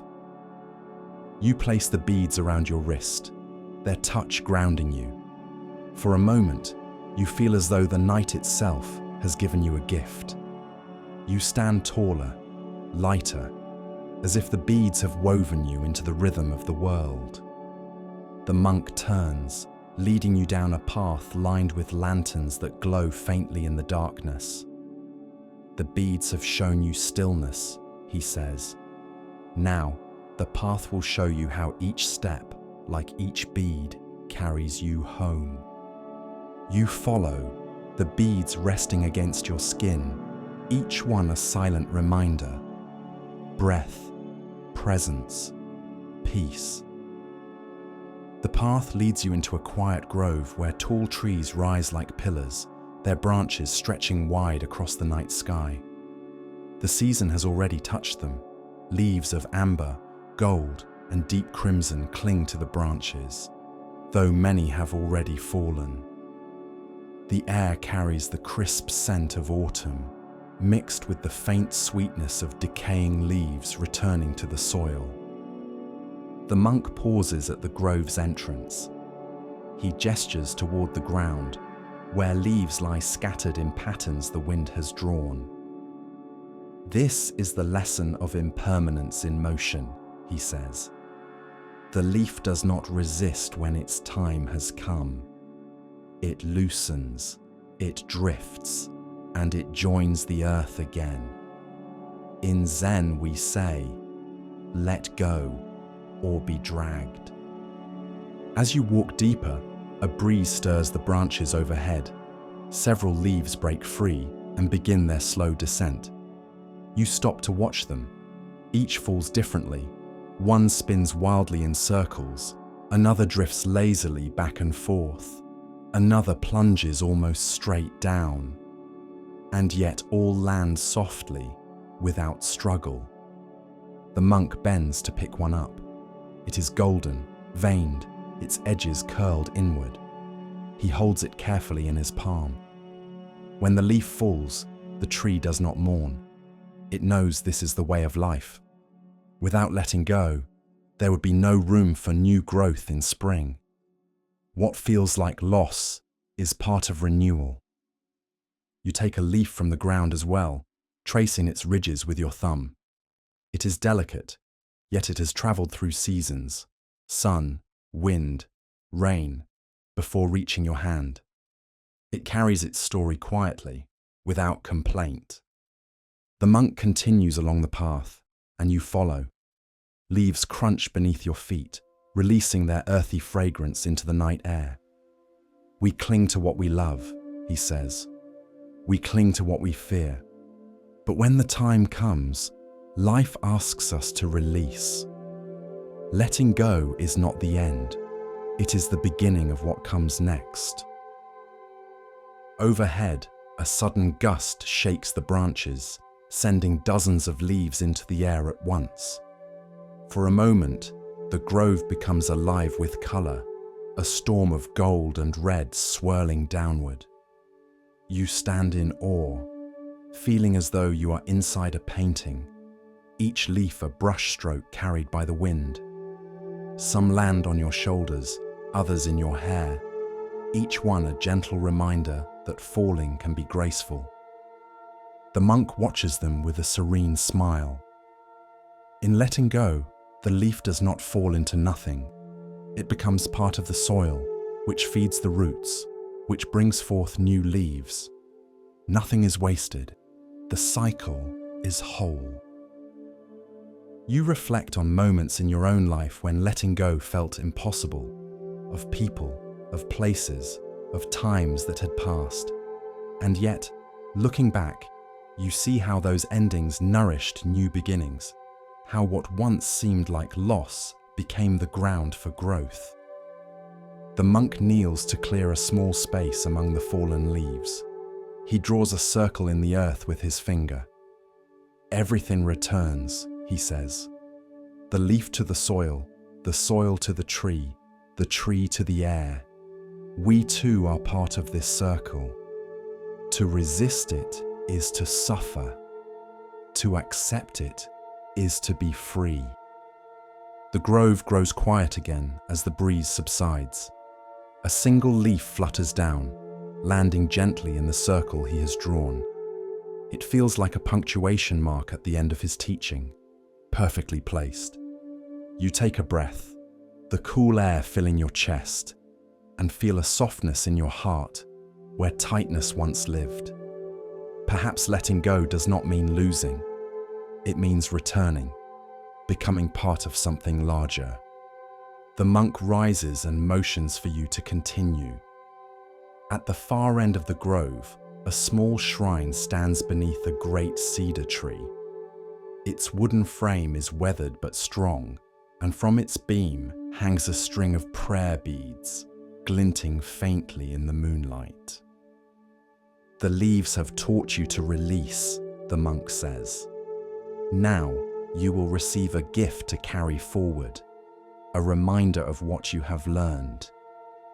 You step toward the shrine, the path carpeted with leaves, each crunch beneath your feet sounding like a gentle farewell. The shrine beneath the cedar tree glows faintly in the moonlight, its wooden beams darkened with age, but sturdy with care. The air is cool here, scented with cedar, earth, and the faint sweetness of moss. From the beam hangs a string of sandalwood prayer beads, their surface worn smooth by years of touch. They sway gently in the night breeze, catching the silver light of the moon as though reflecting the sky itself. The monk approaches the shrine and bows deeply. You follow his gesture, lowering your head until your forehead nearly touches your hands. The silence around you deepens, filled with the whisper of cedar branches and the distant murmur of insects. The moment feels weighty, as though the beads have been waiting for you. The monk reaches forward, lifts the beads from their resting place, and holds them carefully in his palms. These, he says softly, are not ornaments. Each bead is a breath, a heartbeat, a reminder that life is counted one moment at a time. He places them in your hands, warm from his touch. The string coils gently into your palm, light but full of meaning. You let your fingers slide across them slowly. Each bead feels the same at first, but as you move along the strand, you notice subtle differences. One flatter, one slightly chipped, one darker in tone. They are like moments, ordinary, yet each marked by its own character. The monk watches you closely. When the mind races, hold one bead. Inhale, exhale, then move to the next. In time, you will see that life is nothing more than a string of breaths, each complete, each enough. He invites you to close your eyes. You obey, the world narrowing to the feel of the beads beneath your fingers. His voice guides you gently, steady as the cedar standing overhead. Inhale through your nose. Feel the cool air filling your chest. Hold it lightly. Now exhale through your mouth, slowly, as though releasing the weight of the day. Move to the next bead. Inhale, exhale. One breath, one bead. Do not rush. There is no destination. There is only this breath. You follow his guidance, the beads sliding one by one beneath your fingertips. The rhythm is simple but profound. Inhalation, exhalation, bead to bead. With each exhale, the clutter of thought softens, loosens, and falls away like leaves shaken from a branch. You realize that this small practice contains everything: presence, release, renewal. The monk's voice returns, carrying a saying from the sutras. Better than 1,000 hollow words is one word that brings peace. He pauses, letting the weight of it rest in the air. The beads are your reminder to choose such words, not only when speaking to others, but also when speaking to yourself. You open your eyes slowly. The shrine glows softly in the moonlight, and the beads lie warm in your hand, as though infused with the wisdom of generations before you. The cedar tree sways above, its branches groaning gently in the wind, like an elder offering its blessing. The monk bows once more. Carry them with care, he says. When you are restless, they will steady you. When you are lost, they will guide you. When you are weary, they will remind you that one breath, one step, is enough. You slip the beads around your wrist. They rest lightly against your skin, yet you feel their presence as something weightier, an anchor, a companion. For a moment, you sense that the night itself has placed a gift upon you, as though the sky, the cedar, the earth, and the monk have conspired to remind you that peace is always at hand. You stand taller, lighter, as though the beads have woven you into the rhythm of the world. The hush of the grove feels less like silence and more like song, a chorus of unseen voices reminding you of the truth you now carry. The monk turns, his robe whispering softly against the ground as he steps onto a lantern-lit path. The lanterns sway faintly in the breeze, their flames glowing like beads of fire strung along the night. The beads have shown you stillness, he says. Now the path will show you how each step, like each bead, carries you home. You follow him, the beads resting gently against your wrist. Each touch of sandalwood is a reminder. This breath, this step, this moment is enough. The lantern-lit path winds downward, carrying you away from the cedar shrine. The night air is cool and gentle, the sound of cicadas softening into the rhythm of your steps. The beads rest against your wrist, a steady weight, each touch reminding you of the breaths you've already taken, the moments you've already lived. The monk walks slightly ahead, his pace unhurried. The lanterns sway in the breeze, their flames glowing like constellations brought down to earth. You realize that the journey down the mountain is not an ending, but a return, the teachings carried with you, woven into the steps you take. As you descend, the forest opens to reveal wide views of the valley below. Villages scatter across the land, their lights twinkling faintly in the dark, like stars mirroring the sky. Smoke curls from chimneys, rivers glisten under the moon, and the vastness of the world spreads before you. The monk stops for a moment, gazing outward. All that you have seen here, he says, was not meant to remain only on this mountain. The garden, the lanterns, the beads, the bell, they live in you now. Wherever you walk, the monastery walks with you. He quotes softly, as though speaking to the night itself. Zen teaches, before enlightenment, chop wood, carry water. After enlightenment, chop wood, carry water. Nothing has changed, and yet everything has changed. The path ahead is the same path, but now you walk it differently. You breathe slowly, letting the words settle. The tasks, the worries, the daily patterns of your life rise in your mind, not as burdens, but as opportunities to walk with presence. Washing a dish, answering a question, holding a hand. Each one is a bead, each one a bell tone, each one a chance to live awake. The monk leads you further down, and soon the faint sound of a river reaches your ears. You pause at its edge, remembering the teaching of the flowing current earlier in your journey. The water rushes onward, carrying leaves and branches, yet it does not cling. You dip your fingers into the stream, feeling the cool rush across your skin, a reminder of impermanence and renewal. The monk guides you into a short practice. Close your eyes, he says gently. Breathe in. Feel the coolness of the night enter you. Hold it lightly. Exhale, as though returning your breath to the valley. With each step, say to yourself, here, now. Inhale, here. Exhale, now. You follow, your breath falling in rhythm with your steps. Here, now. The words settle into you, simple yet profound, guiding your awareness back again and again to the present moment.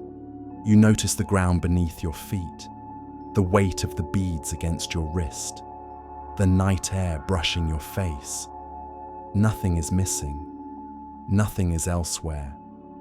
As the path nears the valley floor, the first hints of dawn stretch across the horizon. The sky softens from black to indigo, then to pale gold. Birds stir, their songs weaving into the air like threads of light. Each note feels like a blessing, a reminder that the world awakens anew, again and again. The monk turns to you one last time, his eyes gentle, his presence steady. Your journey is not over, he says. It is beginning again with every step you take. Carry what you have learned, not as burden, but as lightness. The beads at your wrist, the breath in your chest, the sound of the bell within your heart, they will remind you. He bows deeply, and you bow in return. The path continues forward, stretching into the valley, into the life that waits for you. And as you walk, you realize the mountain has not been left behind. It walks with you in each breath, each step, each moment. The lantern-lit path winds downward, carrying you away from the cedar shrine. The night air is cool and gentle, the sound of cicadas softening into the rhythm of your steps. The prayer beads rest against your wrist, a steady weight, each touch reminding you of the breaths you've already taken, the moments you've already lived. The monk walks slightly ahead, his pace unhurried, his robe brushing softly against the earth. The lanterns sway in the breeze, their flames glowing like constellations brought down to the path.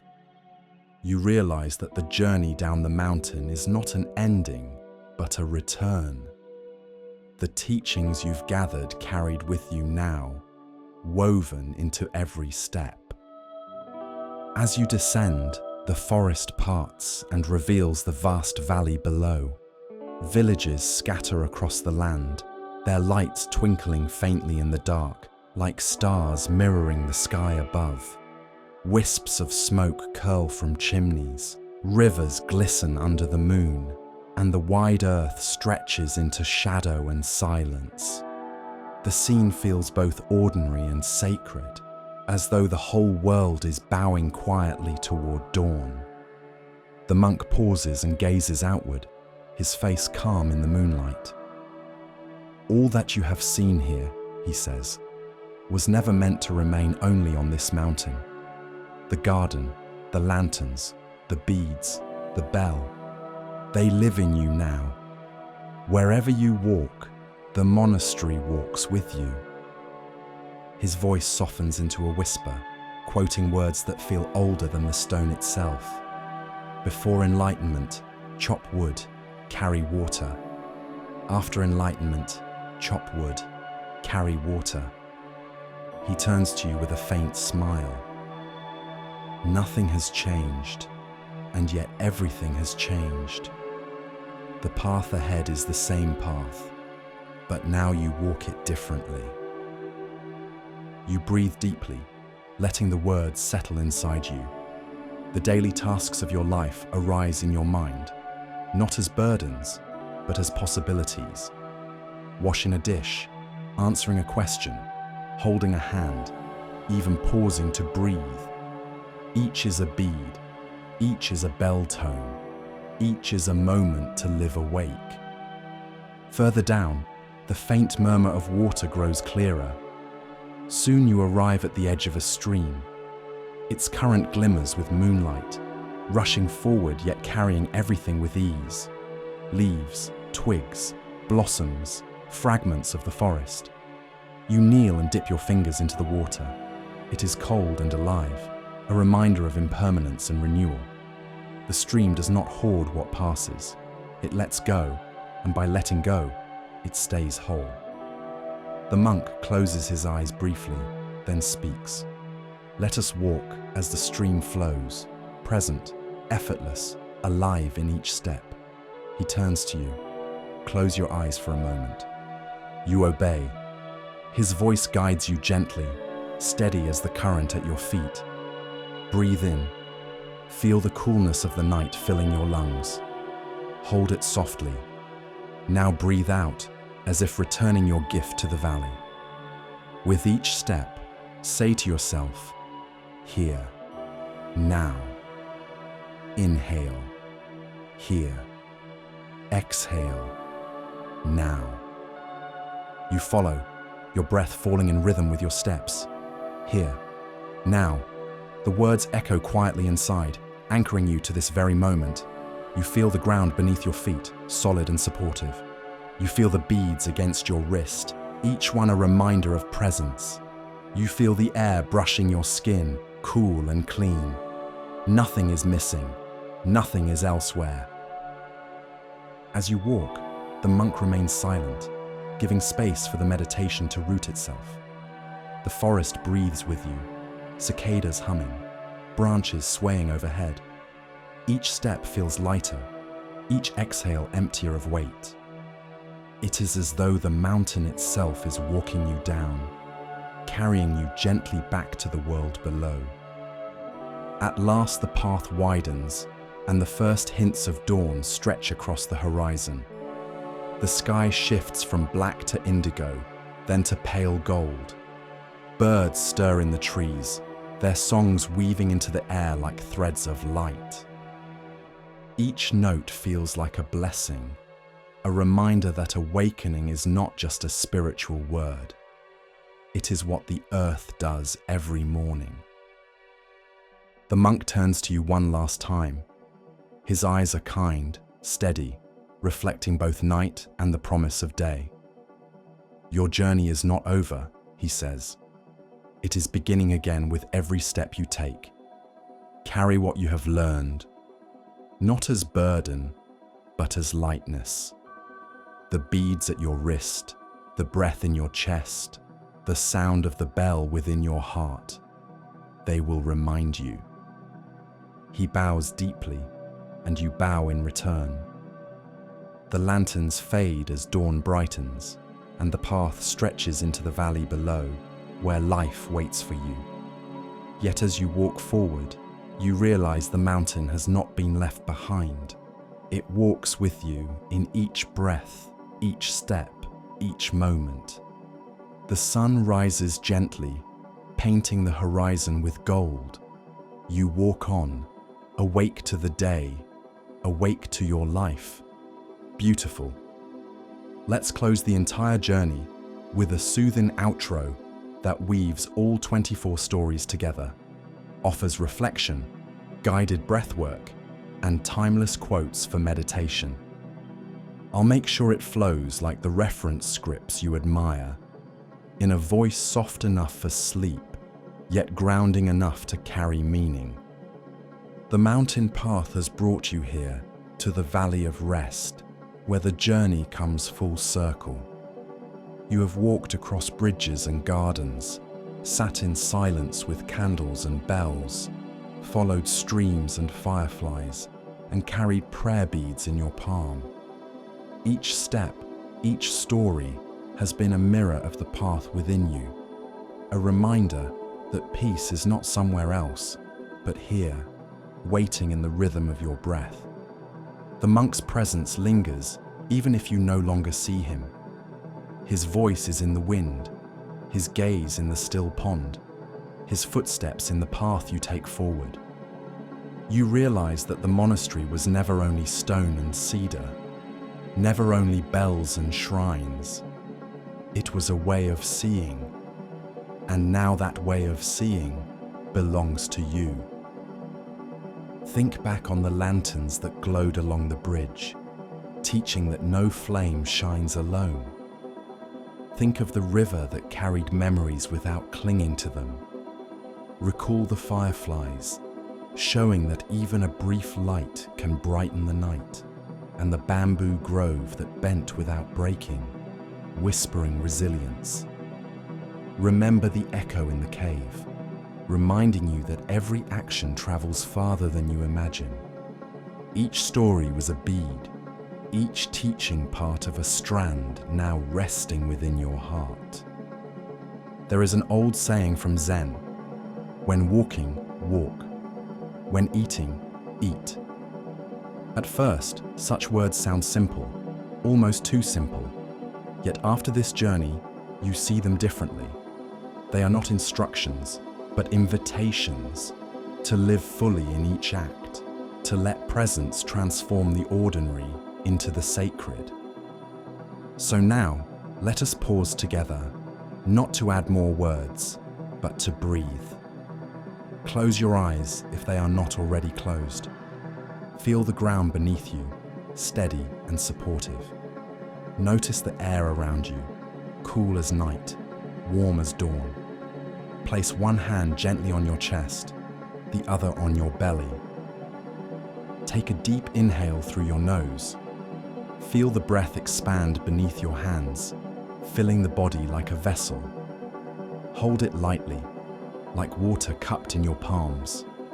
Now exhale slowly through your mouth, letting the air drift out, long and steady, carrying away any weight still clinging to you. Inhale again, soft, unforced. Imagine you are drawing in light from the lanterns, the clarity of the river, the stillness of the pond. Pause, then exhale, slow and gentle. Imagine you are releasing what no longer serves you, the doubts, the tensions, the grasping. Continue for a few breaths. Inhale, here. Exhale, now. Inhale, here. Exhale, now. Let the words echo softly inside you, like a mantra, like the sound of the bell fading across the valleys. As you settle into this rhythm, reflect on another teaching. Better to live one day mindfully than 100 years without awareness. You have already lived many moments tonight with awareness, with stillness, with openness. Let that be your guide when you wake, when you rise, when you move again through the world. You do not need the mountain to remind you of who you are. You do not need the temple to hear the bell. Every place you walk is sacred if you walk it with care. Every task is holy if you meet it with presence. Every breath is prayer if you receive it fully. The beads around your wrist are not only wood, they are memory, they are practice. Each bead is an anchor back to now, a way of returning home within. The flame of the candle, the fall of the leaf, the strike of the bell, all of these are alive inside you. So when tomorrow comes and the noise of the world rises again, remember this: you can return. To the breath, to the bead, to the step beneath your feet.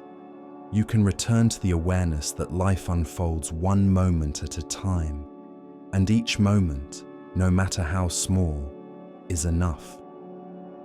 The monk's final words echo gently as if carried by the wind. The mountain walks with you, and so it does. Let your breath slow now. Let your body rest heavy against the ground. The teachings have been given, the path has been walked. There is nothing more you must do, nowhere more you must go. The lanterns are dimming, the fireflies have drifted into the grass. The bell has rung its last tone for the night. All that remains is silence, alive and full, wrapping around you like a blanket. Inhale softly, one last time, and exhale gently. Allow yourself to release into sleep as naturally as a leaf falling from its branch, carried by the wind into the earth below. Rest now. The mountain is within you, the stories are within you, and you are home.